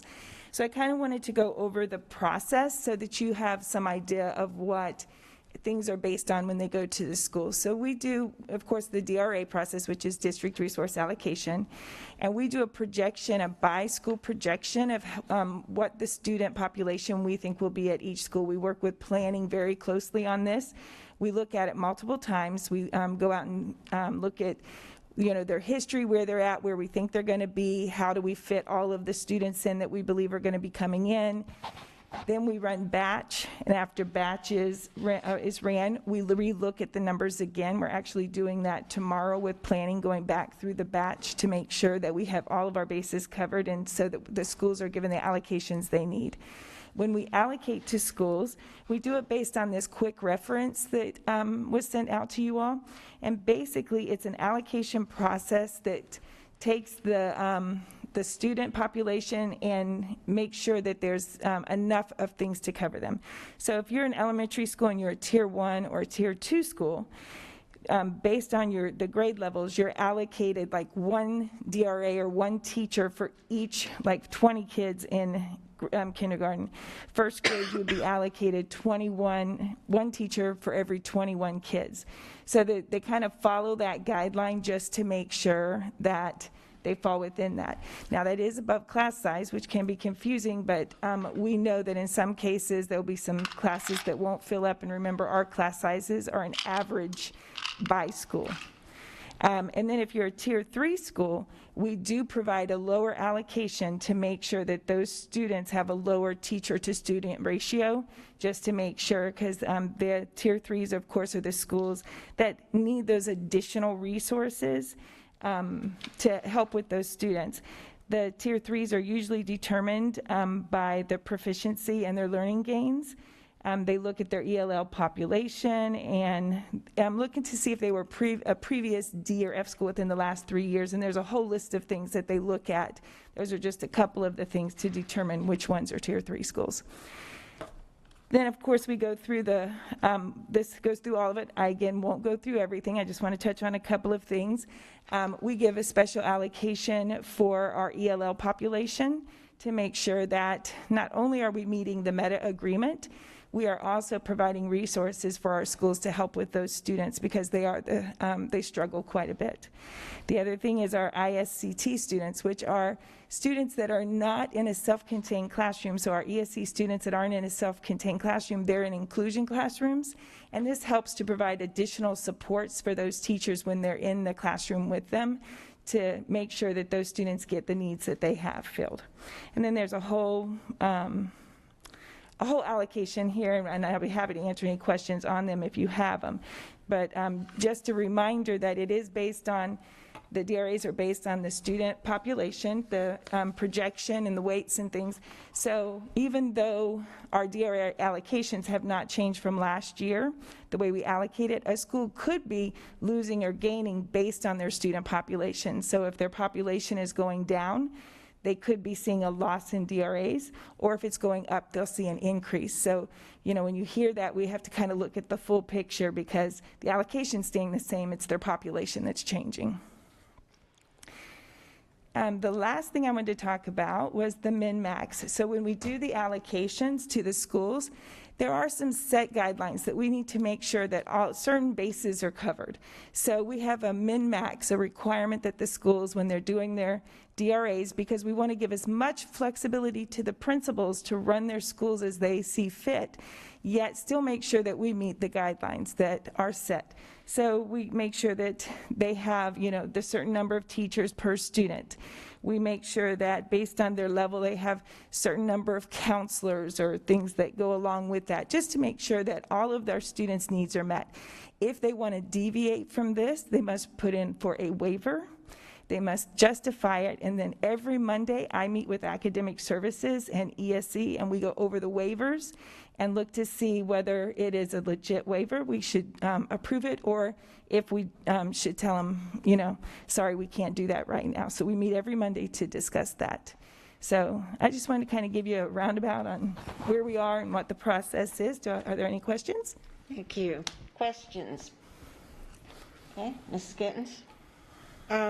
Whenever you asked about earlier on if there was anything we wanted to be briefed on, and one of the things I would like to see is when there's a change in funding. For example, we have positions that have been approved as positions, and then they're funded, or there's a change in a position in funding or whatever, and it's usually as a part of the overall budget. And I would really like to see that kind of separated out so that we can see these are, positions or fundings or whatever that have changed status. Okay. Well, usually the main part of that is usually during this time frame when we're looking at the new budget, we make that change. And we do try to provide that sheet during the tentative and the final budget that shows the positions that are being added, being removed, reclassified, or changing a funding source. I'll make sure that it's more obvious in the future so that you can see it. Now, we received, and I'm sorry, I know Lauren sent it in one of the litany of things that we got, but there was the 2021 recommended reclassification list that had, where some positions were being changed, and the salaries or whatever were increasing and all.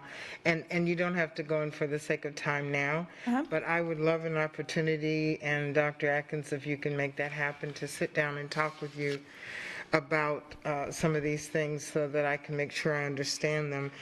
And it leads to the one question too. You've got the teacher ratios because of the levels and the tiers, but how do you manage that, especially in areas like the East Zone where we have a constant shortage of teachers? How do you balance the two and to keep them together? So that we do, we try the best we can to make sure that, the allocations are there. Really, that's the piece that I can do, is just make sure that they have the allocations they need. And then our HR understands the need for the teachers in those specific areas. And so, when they're looking, they're trying to make sure that they did. Now, this year was a very unique year in that we changed our staffing at the schools multiple times throughout the year, which we do not normally do. And one of the things that we looked at was trying to make sure that we definitely had those resources in the East Zone schools, our lower tiered schools all over, but mainly in those areas, to make sure that they could get the qualified teachers. And then when we had teachers that were leaving other areas, we tried to make sure that they went to those areas. So this minimum maximum requirement is something that is district-driven and not a state requirement or anything? There's class size that is state required, but other than that, we do a district one that we put out. Do the extra step? Okay, thank you very much. Other questions, comments from board members? Yes, Ms. Letcher, thank you very much for this presentation. Oh, you're welcome. Any others? No, just thank you. Thank you. Appreciate it. Thank you. We appreciate your time. No problem. All right, so moving along, we have reached the end of our presentations, and we're at the point of public comment. There are no public comments. Okay, that's what I thought. And so let's move on to the last portion of today's meeting. Board member comments, and let's start with Mrs. Morgan.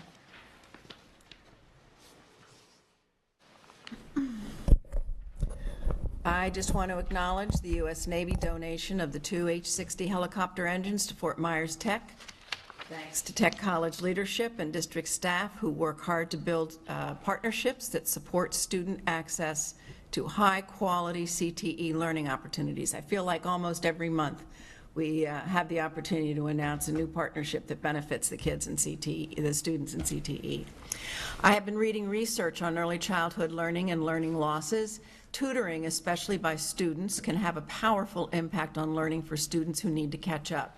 According to the Florida Chamber of Commerce grade level leading challenge map for Lee County, approximately 2,800 students are not on grade 3 reading level.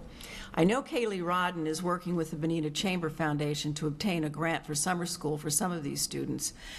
And I did bring to the superintendent's attention a tutoring initiative in another school district that paid students to tutor other students. So I'm throwing out a couple of ideas. Can students earn Bright Scholars volunteer hours for tutoring? Can SOS students be paid for tutoring as part of their summer program?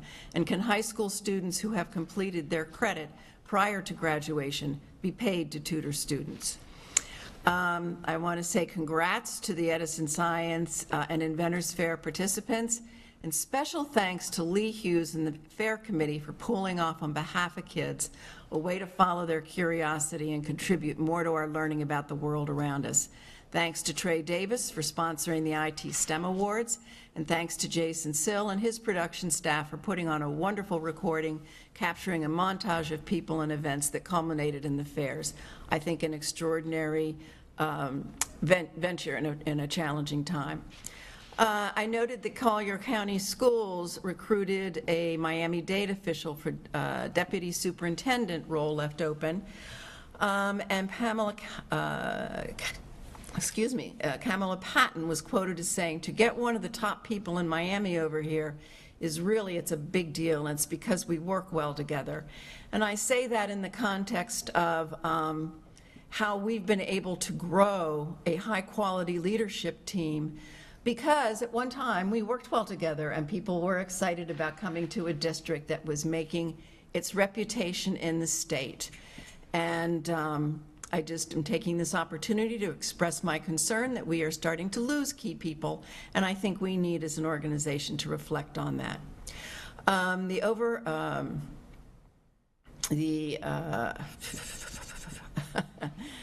Head Start Monitoring Review Report, I think I mentioned that I participated in that. It was a 4 or 5 day exercise by our early learning staff.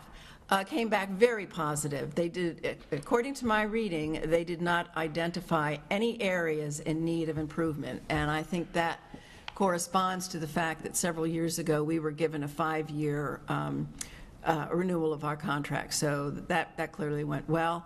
And I do want to remind the briefing chair that per Robert's rules, the meeting chair comments last. And I would like to suggest that Member Vaughn meet with Attorney Dupree Bruno to review Robert's rules with respect to conduct of meetings. And those are my comments. Thank you. Okay, Mrs. Giovanelli, please. Actually, the only thing I want to bring up is something that happened yesterday regarding our school board's evaluation. We had an employee, we allowed an employee to interject on an evaluation instrument that belongs to us, and I don't know how that got out of control, but employees shouldn't be commenting on, number one, our employee, and we need to have a conversation about that because it's definitely things are out of control. I would agree with Mrs. Morgan on that. So, thank you. That it? Okay. Mrs. Gittens? In response to Ms. Morgan's comment about student mentors, and I think I mentioned this before, I had met with Dr. Burr and Mr. Spiro on a similar project, and I believe it's being worked on as far as using students to mentor. And gladly, of course, adding the part about paying them, maybe through a grant or something. And please remind me, I had a gift for each of you at the last meeting, and I forgot it, so I still have it in the car, so somebody remind me, and I'll bring it in. And I will give it to you later on. Dr. Atkins, I got a call from someone this week about the quote unquote, the property that we purchased on 82 in Lehigh area. Can you, just for the record, to put it out there, just kind of update folks on what's happening with that property and what part of the process we're in? Dr. Savage, can I get a little help from you on that one? I can get information from Mr. Gemelli, and he can have that ready to us in just minutes if I can get that time for him. You can send it in an email if you like to, just so that I can answer this person.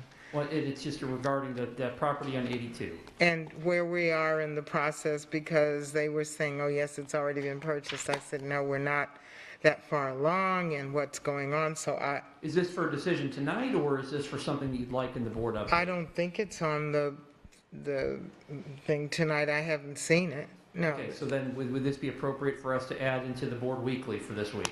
Yes, that's fine with me. Wonderful. Thank you. So much. I'm going to, for the record again, just mention site selection committees. We need to dive deeply into that and reinstate. If something was going on in the district that was a best practice, we need to not reinvent the wheel, but look back at what we did previously with site selection committees. And perhaps when we get the report from Ms. Eba on April, I think the 13th, she said, then that will be taken care of and I won't have to ask again. Regarding yesterday afternoon, well, I think it was afternoon, we were talking about morning. It's all running together now, about the investigation. And the chair, Ms. Jordan, made the comment, if it's an open investigation, that we have to, according to statute, we have to investigate. There are actually 3 lighthouse complaints that are out there, and we only discussed 2 of them. And I believe that we should include the 3rd one.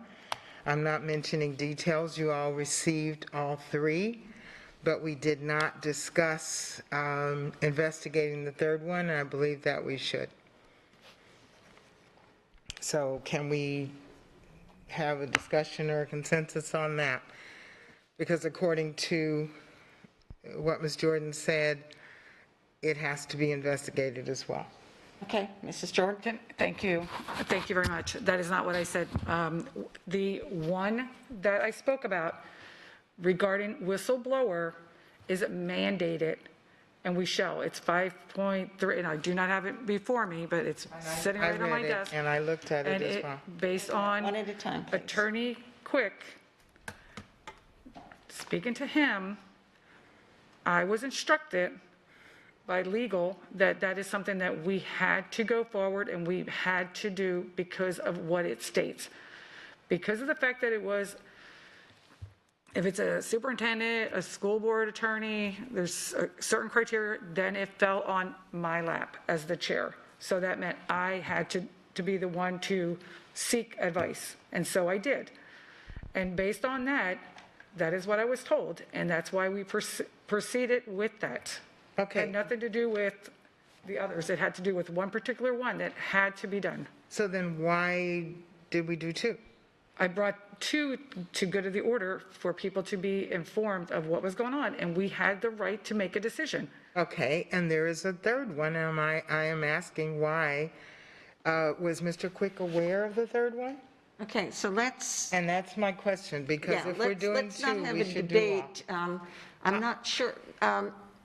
Attorney Dupree Bruno, I know there's one that you've recused yourself from discussing. This is not that one. Can you make a determination about this 3rd one?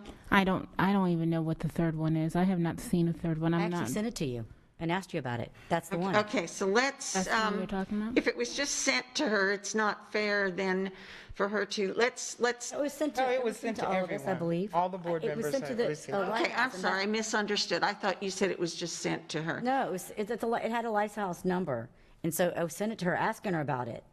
Yesterday, I think?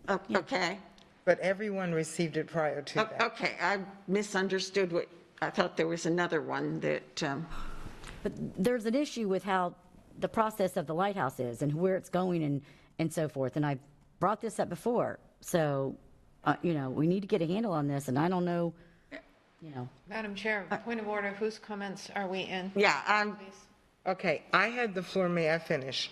So my question is, there is a 3rd Lighthouse complaint that was not addressed, and if we are going to address the other 2, we should address all 3, and that is all I'm saying. okay, so do you want to bring this forth as a good of the order, or are you just That's what I'm doing, commenting, that's or- what I'm doing now. Okay, well, let's just establish that she's bringing it forward as a good of the order.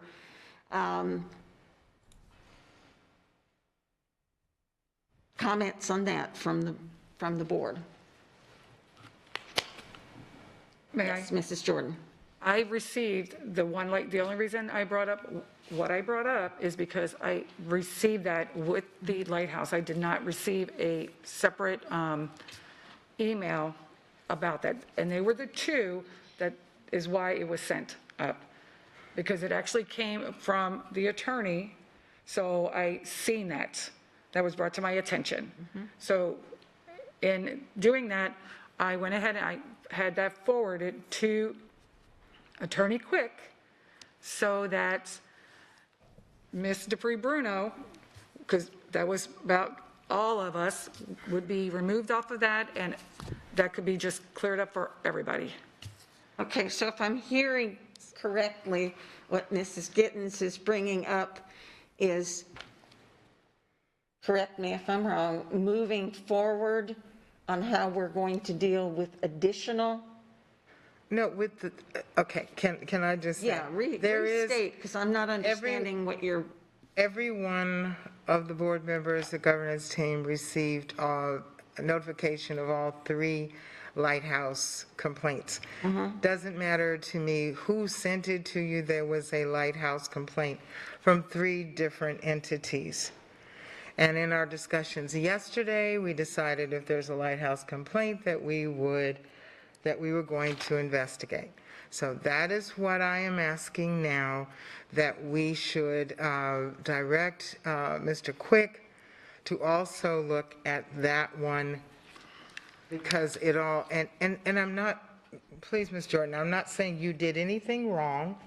I am saying that we need to look equitably at all lighthouse complaints. And if there is one that somehow slipped through and we didn't see, but it is there and it needs to be addressed. Okay, so let's, any comments on this? And then I'm going to ask for a board consensus if we want to move forward on this discussion about Lighthouse. Mrs. Patrica. I don't have any idea what we're talking about. Don't either. I'm sorry, I have no idea. Okay, and I think there is a little bit of confusion. Mr. Pre-Bruno, I'm just going to ask you. I would recommend that Ms. Jordan have an opportunity to review this document and make a phone call to Mr. Quick and then come back to the board with a recommendation. Okay, does that work for you, Mrs. Jordan? And Ms. Jordan. if I may, all the lighthouse are supposed to now, after we had our meeting, and we spoke about this yesterday, that it will be going through RSM, and the school board attorney will have it as well, so that they can review all of the complaints that come in. So I would suggest that we send it to RSM for them to review, as we discussed yesterday. May I make a comment? Well, It all was right, so received a week ago, and it was not acted on. Let's go with, if you don't mind, let's go with, ask for consensus to go with Mr. Pre-Bruno's suggestion or recommendation. Would you repeat it for us, please? I would recommend that this be provided to Ms. Jordan for her to have a conversation with Mr. Quick and then make a recommendation to the board. And in the meantime, everybody can review what we're talking about here, because I'm seeing that some people aren't sure what we're talking about. So who would like to go along with Mr. Pre-Bruno's recommendation? Can I? Let's just do the consensus, so we have plenty of time for, yeah. Because it'll come back to you, Ms. Gittens. I just have another question. Okay, so we're going to go along with the recommendation? Yes. Yes, 100%. I already said yes. Yeah, 100%. And Ms. Jordan, are you clear on? Okay. So, Mrs. Gittens, do you have any other? Well, I mean, the because fact that. this issue will come back to you. And I understand that. It was, actually, this complaint was a week or so, week and a half ago, and the others were more recent, and it has not been handled. So I just want to make sure that if it is, according to Mr. Quick, once he looks at it. Okay, so let's, can we move on from that, please? But can I finish my statement? You can finish your statement. I'm just saying that if it is falling within the realm, and Mr. Quick sees that it is a lighthouse complaint as well, can we just add to that consensus that if it does fall within, then he can go ahead and work on that one and not wait for us for 2 weeks to get back to it? Okay, and I believe that's what Mrs. Jordan's going to take care of? I'm going to have to ask Lighthouse to send me that, because I do not have anything from Lighthouse, so they will have to, I will ask them to send it to Mr. Quick. So once Mr. Quick receives that, then he can give an opinion. Okay, Ms. Fisher. Yes, so that was going to be my question. From whom did the email come, and what was the date? Because I have nothing from Lighthouse either. Yeah, I have not. I have to check and see what because it has a Lighthouse number. Okay, I'll tell you what, check it I'll and. check and share Check it. it and we'll share it. Ms. Patrica, comments? So I've got a few things. I'll start with the fun stuff first. I was able to attend the Zoom Foundation / Suncoast / FSW / FGCU / Grow Your Own Scholarship Program for our kids, and it was so awesome. Dr. Pruitt, I don't know if she's here, but she was in there too. I mean, the kids were crying when they got their scholarships. They were so excited. It was really, really, really awesome. The future's looking bright here in Lee County for teachers, although I think that's only 4 kids, and we need like hundreds of teachers. So I was really encouraged today to hear the number of students at FGCU. I just wish we could keep every one of them. Student advisory was awesome. The acoustics were horrible, but it was so good to be back around kids and see Miss Fisher in her element. I mean, that's really where I think you are the most you, is when you're around those kids. I had the most fun ever at the Three Oaks Spelling Bee. Who would have thunk that, I know thunk's not a word, but who would have thunk that a spelling bee was so fun? Spell that, please. Thunk. Well, yeah, that's good. I don't know if I should say this out loud and in public, but I will tell you, my middle school son told me to have everybody spell I cup. Spell that in your head. Because he thought that would be a really funny middle school word to spell. Anyways, the young lady that won obviously had memorized the entire book of words. She was amazing. And then the young man that came in second was this tall. He was in 6th grade, and he was this tall. He was just so tiny and cute. I just never in a million years expected to have that much fun judging a spelling bee. And I was really grateful that Dr. Clark at Three Oaks asked me to do it. Dr. Atkins, you should know, the more I'm having more interactions with him. I'll talk next about the Estero Education Initiative. Really impressive guy. The level of professionalism there is very, very high, and the feedback I'm getting from some of his highest performing teachers is a high level of excitement with him being the leader in that building. So just really, really impressed with him. The Estero Education Initiative met for the last time with Nick Bedos as the village liaison last week or the week before, I forget when it was. Really, really sad to see Nick go. He was, I don't know how, I see this initiative sort of limping along without him there, because he was just such a driving force behind it. Decisions were made to distribute to the schools the remaining $16,000 in that fund.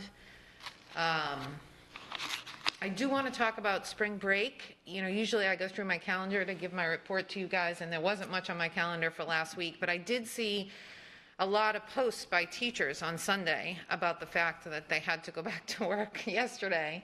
And it's not just going back to work. A lot of the teachers were happy to be going face-to-face and have their students face-to-face, but from what I understand, the calendar is just a marathon from now until the end of the school year. There's no real breaks in sight for them, and it's been an incredibly taxing year, and my heart breaks for them knowing that although we're in the final stretch, that final stretch is going to be really, really, really long. So I will continue to get out to schools as part of the leadership team and show whatever support I can show.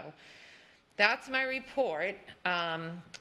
Attorney Dupree Bruno, I have some questions about board resolutions. She's going to address that for me. And then last night at EDAC, Executive District Advisory Council, they asked me to bring this to you. They have significant concern about the fact that there's been an increase in participation since we went to Zoom, and now that we're required to meet face-to-face, they fear it's going to plunge. So there's lots of different ways that we can approach this. One is from a legislative perspective, although I do fear we are too far down the road in this legislative session to ask for that change to be made right now. I did call Carol this morning and ask her if it was even possible. So if, as our legislative liaison, you could follow up with her on that, I'd really appreciate it. That's one potential approach. The second potential approach is this even a board advisory committee? Remember how we talked about student advisory and we determined it wasn't a board advisory? No, it's not an official board advisory. Right. And so when I look at SACs, school advisory committees, they don't need a physical quorum. They can meet online. DAC is comprised of SACs. So what makes DAC a board advisory committee as opposed to its title, which is district advisory committee? If it is in fact a district advisory committee, then we have no physical quorum requirement because they're not advising the board. Attorney Dupree Bruno is going to look into that as well. And the final option is to allow them to meet however they want to meet, as long as they don't bring recommendations forward to the board. They could still be considered a board advisory committee as long as no recommendation, they're not advising the board, so to speak. Just like our finance advisory meets in the summer and there's no quorum requirements there, that's a possibility as well. So I've got Attorney Dupree Bruno working on finding answers to those to provide to you so we can all make a decision and advise. Did I cover it all, Dr. Spiro? Okay. Did you want to interject? Did you have a question or a comment? No. Okay. No, I thought I saw you. Well, no, I was just thinking about the student advisory. I think we agreed that we had several students cancel at the last minute when we notified them that the meeting would have to be in person and could not be on Zoom. So we kind of agreed that we would do the next 2 meetings for the remainder of this school year in person, but then next year maybe we could look at an alternative way of meeting, since we don't really require, and we're no longer calling them the School Board Student Advisory, we're calling them Lee County Student Advisory Committee. So. Senate Bill 51, we were discussing this at FSBA, and it is a bill that would give charter school authorization to colleges and universities. There's a sense that that is unconstitutional because school boards oversee public schools, not colleges and universities, according to the Constitution. So what they suggested is that we get language from our board attorneys so that if we're talking to legislators, we can talk to them about the unconstitutionality of that. I have asked Attorney Dupree Bruno to provide us all with a statement on that so that we can be armed with it when we go out into the public. And I'm sure Ms. Jordan is going to talk about Senate Bill 86. I wanted to talk about it in sort of a general way. Excuse me, Madam Chair, point of order, please. I was aware previously that directing staff to do anything was a function of the board as a whole, and that we were to get consensus from the board if we wanted something to be done. I would just like to ask that. Thank you.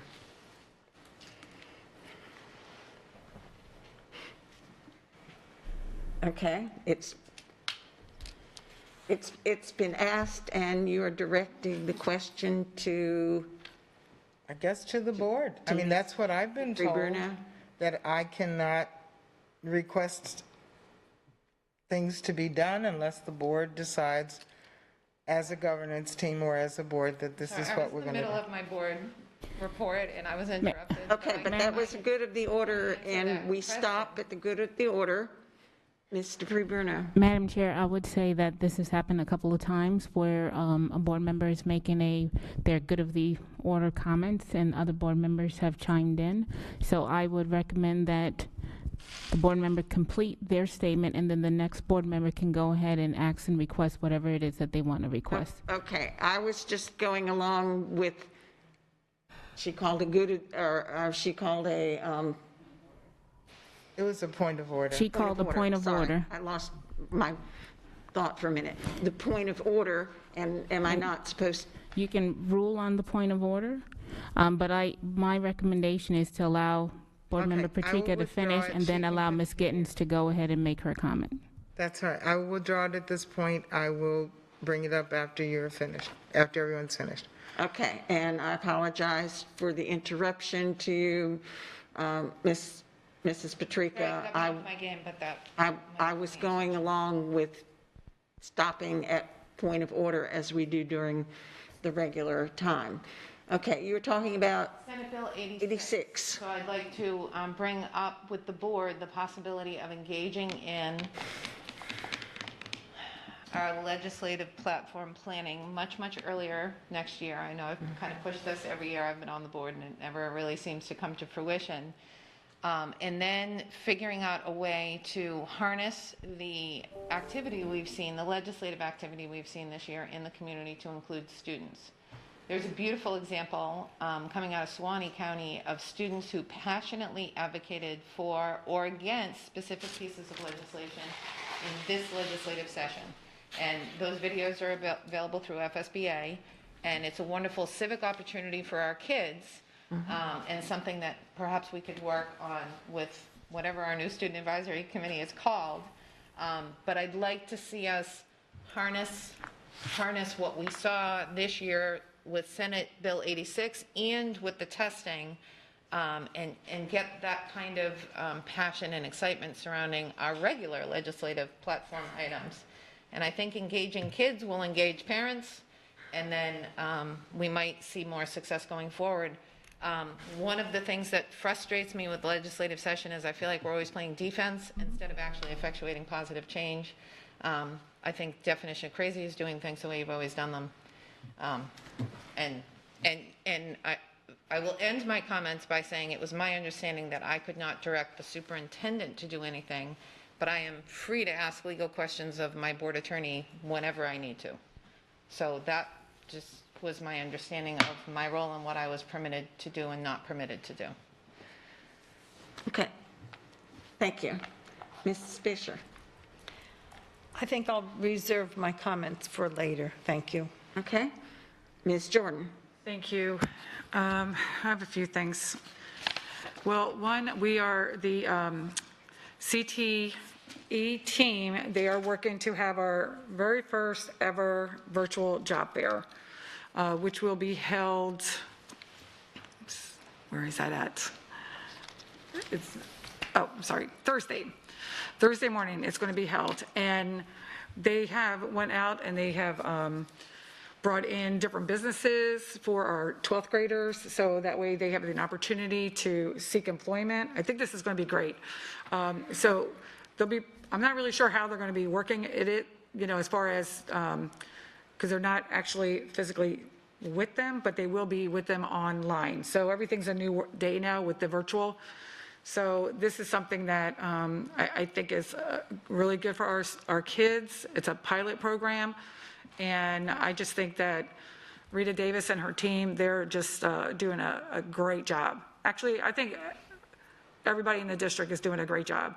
And in saying that, I have been visiting schools like everyone else, you know, and really, you know, showing, you know, that I appreciate them.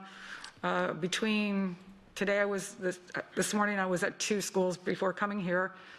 And before the end of next week, I will have visited 14 of our schools to thank everybody. But I think it's really important because they really appreciate the fact that we are out there and that we see them and we hear them and that we understand the job that they're doing. And without them, we cannot be doing what we are doing. So I just wanted to put that out there. Also, regarding Senate Bill 86, I've been getting a lot of, and that's the Bright Future Scholarship. I've been getting a lot of messages regarding that from parents. I've spoken to Carol with Carol Green. I've spoken to FSBA. I've spoken to just about everybody regarding this bill. And what I would like us to do, if we could, is put together a letter expressing how important that the Bright Future Scholarship is to our students and how hard they have to work to get this. and the impact it would have on our students and our families. Because I think we need to show them that we stand with them on this. As Ms. Patrica had mentioned, students have been just rallying this, which has really done a great deal of good, because when our legislators are saying that kids are out there and they're speaking on this, they stop and they listen. So I think that we need to be right there with them. And in speaking to Ms. Green, she had thought that, it would be best for us to send this out to all of our delegation so they understand that we do believe in this. The Speaker of the House, Senate President, the Governor, and Richard Cochran. So just to mention a few. So I would love to have this done if agreed upon by the board, for us to say that we want to stand with them. Okay, repeat it and we'll do a consensus, Mr. A letter regarding SB 86 and expressing how important the Bright Future Scholarship is to our student and families, and that we stand with them on this. Commissioner Corcoran. Commissioner Corcoran as well. Governor DeSantis, our delegation, because I think each of them need to understand. That's one of the, and the Speaker of the House and the Senate President. Okay, so let's do a board consensus on We could do that suggestion, please. I have a question. Yeah. Could we add the bill sponsor as well? Sure, why not? Or and let's just say all of those people and anybody else that Attached might benefit from hearing it. Sure. Companion bill yet, right? Still? That hasn't changed, right? There's no companion. Yes. No, there's no companion bill, and yesterday, I think we got a message from Ashley Stasel that the delete everything amendment passed. And, yeah. Okay, so the consensus, I believe, was unanimous, Thank you. correct? Thank you for So that. Please make note. Ms. Jordan? Okay, thank you. And then anything also, else that you want to add? Yep, I have something else. I would like to apologize to Ms. Gittens for yesterday when she felt that I had cut her off. When I am running a meeting, I want to make sure that everyone has an opportunity to speak and be heard. And in doing so, when other members are speaking, I want the entire board to be allowed to finish speaking without interruptions. I'm bringing this up due to I have heard that people believe that I am cutting off certain members from speaking. Everyone must be allowed to speak and be heard. So I felt like I just needed to share that.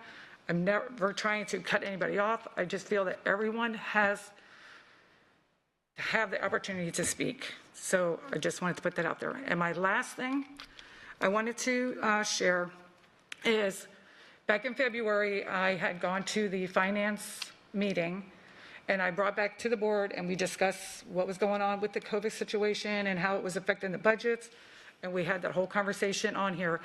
And that was mentioned yesterday as well, that it was, that they did not see that on some documentation. What had taken place with that is the total expenditure was $593.01. And that was on February 11th, 12th, and that was for the FSBA School Finance Forum in Mission Inn at Howie in the Hills. We only at that time had one executive assistant in the board office. She was not aware of the expenses over $500 requiring board approval. I provided the board with the comments of the forum upon my return, so everybody was aware of that. In the meantime, we have added another person in there who has bookkeeping experience. They understand what is required, and moving forward, we will make sure that everything is where it needs to be. But I wanted to put that out there and make sure that it was understood. And thank you very much. That's my comments. Okay, thank you. I just have basically one thing that I want to comment on. Board Chair Jordan just made some comments that I think reflects the challenges that sometimes we have in running a meeting. She did what she needed to do yesterday, and we ran quite a bit over, and the same thing is happening today. So one thing that I want to say is, as the board vice chair, it is my duty to conduct this meeting to the best of my ability. Will I maybe from time to time speak out of turn, so I need a tutorial on Robert's rules? Perhaps, but none of us is perfect. The other thing I want to say, and Ms. Jordan, you and I need to get together on this. We had, when I looked at this, we had today 2 hours and 40 minutes worth of presentations. That leaves exactly 20 minutes in a 3-hour meeting for 9 people from the dais to make comments. So that was, at least today, that was bearing down on us. And I did make, and I think it's my right to do that, an executive decision here. Actually, it's a decision as the chair. I did make the decision that we were having a very productive and important discussion on the Innovation School. We had, and yes, everything is important. However, we had guests here from FGCU, and my decision was good discussion, important discussion, guests from FGCU, and if I was going to maybe cut into something, I made that decision. So for those of you who were upset with me, it's not anything personal about anybody who was presenting. It was my decision, and I stand by it. And I'm not going to entertain comments about myself right now. Let's go on to Ms. Attorney Dupree-Bruno. Do you have comments?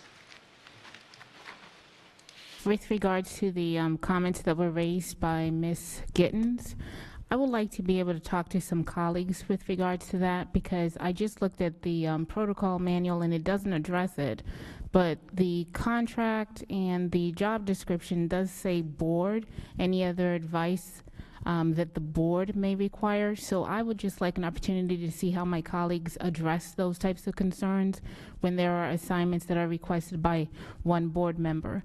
Now, with that said, Ms. Patrica did make some recommendations with regards to research on the advisory committee. So if there's a consensus for the board for me to move forward with that, as well as I believe there was the Senate Bill 51. May we take each one separately? Yes, please. All right, so everybody remember Mrs. Patrica's comments about advisory? All right, so researching on that for Mrs. Attorney Dupree-Bruno. Well, I have a question regarding the advisory. So DAC is what she mentioned, right? Okay, you know what, let Mrs. Patrica repeat what you said. First of all, getting consensus for answering a legal question from the board attorney is completely unprecedented. I want that to be on the record. I'm asking for research on ways that DAC can meet legally. Are you limiting to just DAC, or can we expand it? I'm not the liaison for any committee other than DAC, but they asked me to do it and to do it quickly, so. Okay, and Ms. Giovanelli? And my only concern is that we have recordings of our advisory committee. So if Zoom can record, then I'm not opposed, but I think that just needs to be a discussion. It can record. Zoom can record. Yes, and I know that. So just as long as that continues, I don't. Okay, I'm good with so let's do the consensus again, or is everybody clear on what we're, Some of the questions that I asked are not appropriate for the other committees, like, okay. you know. So we're just with DAC right now. Just DAC. All right. Can we vote again, or, all right, looks like it's 100%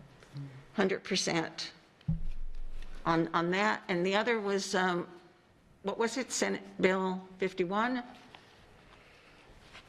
Could you please repeat? To the charter schools and the colleges and What was the other universities. one? And let me just clarify, I don't mind doing research and providing legal advice.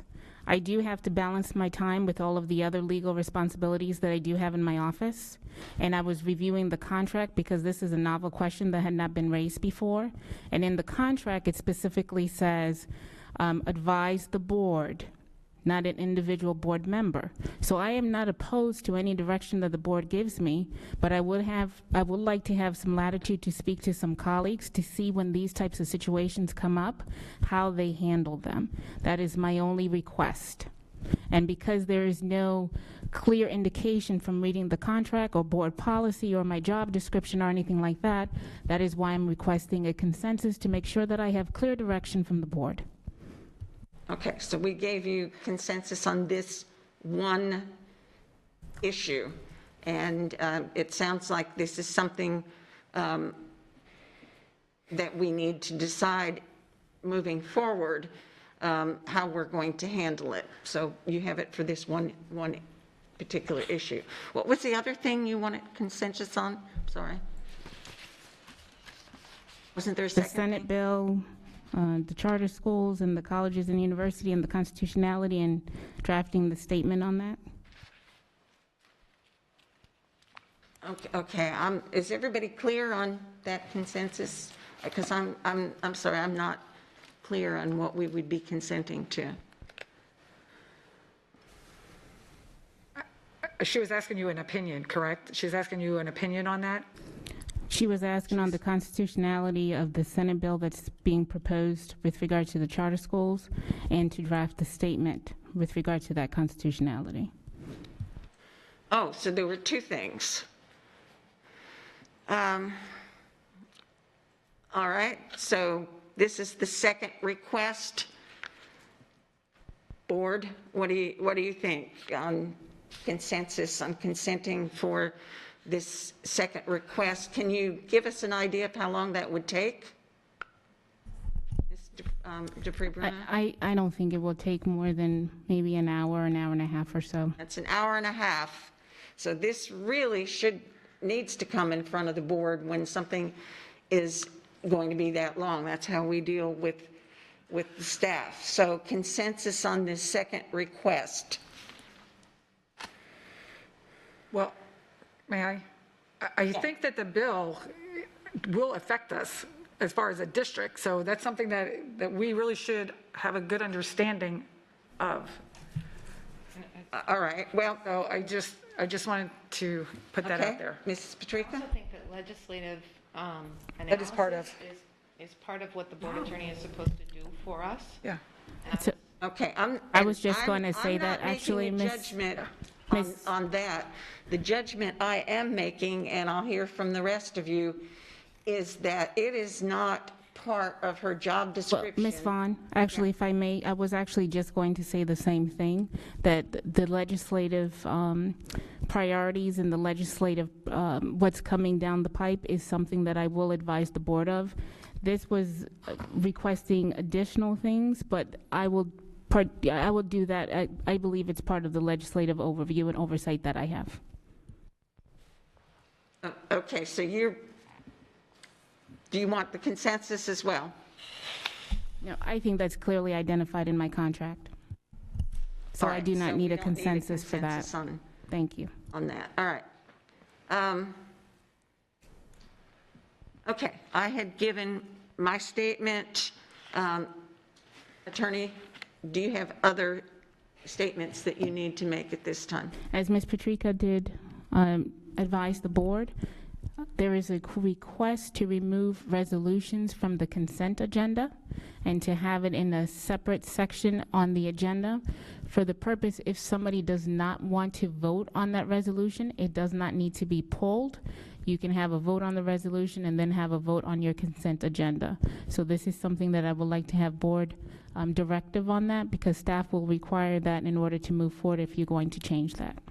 Okay, comments from the board on that. Mrs. Patrica? This came from me. I don't want to approve resolutions, just as an individual board member, but I also don't want to disrupt every single meeting by pulling it every single time and requiring a separate vote on it every single time. Okay. So I'm asking for a efficient way to go about doing this, and that was the solution that was proposed. All right. Who else has a comment on the resolution, on the resolutions? May I just add, well, nothing. That's all right. Go ahead. That's all right. I'm good with that. All right. That's fine. So to make it clear, to separate out resolutions from the other consent items. Okay?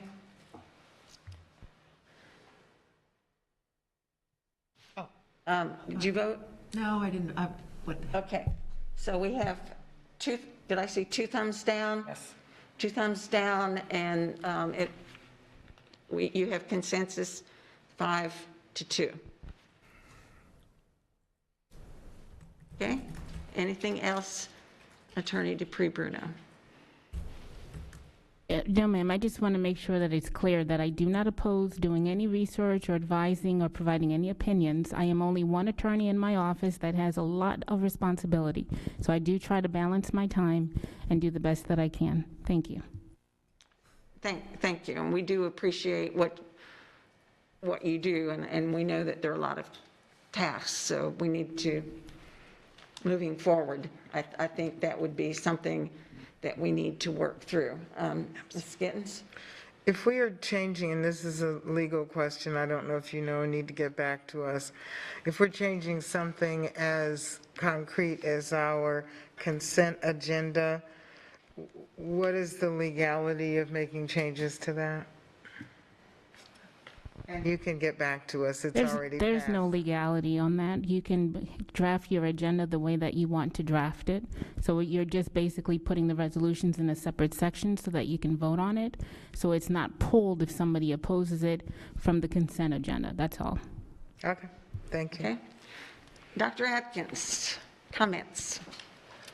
Just responding to Ms. Gittens, there was an email that's going out today to East Zone Elementary Middle School students regarding the Veterans Park Academy of the Arts and Lambs meeting coming up. There was already a news release that was sent out earlier today, I believe, and then the principals. Dr. Atkins, I'm sorry, I can't hear you. It is a little low, yeah.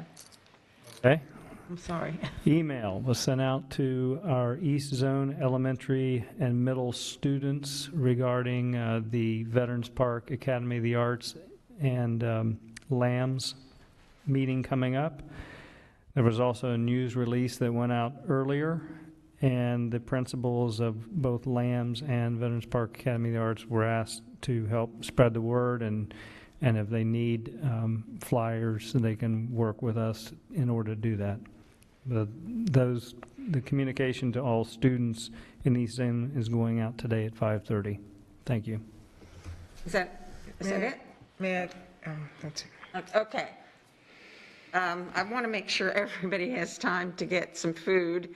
It is 5:20. We will reconvene here at 6 o'clock for tonight's board action meeting. Thank you all.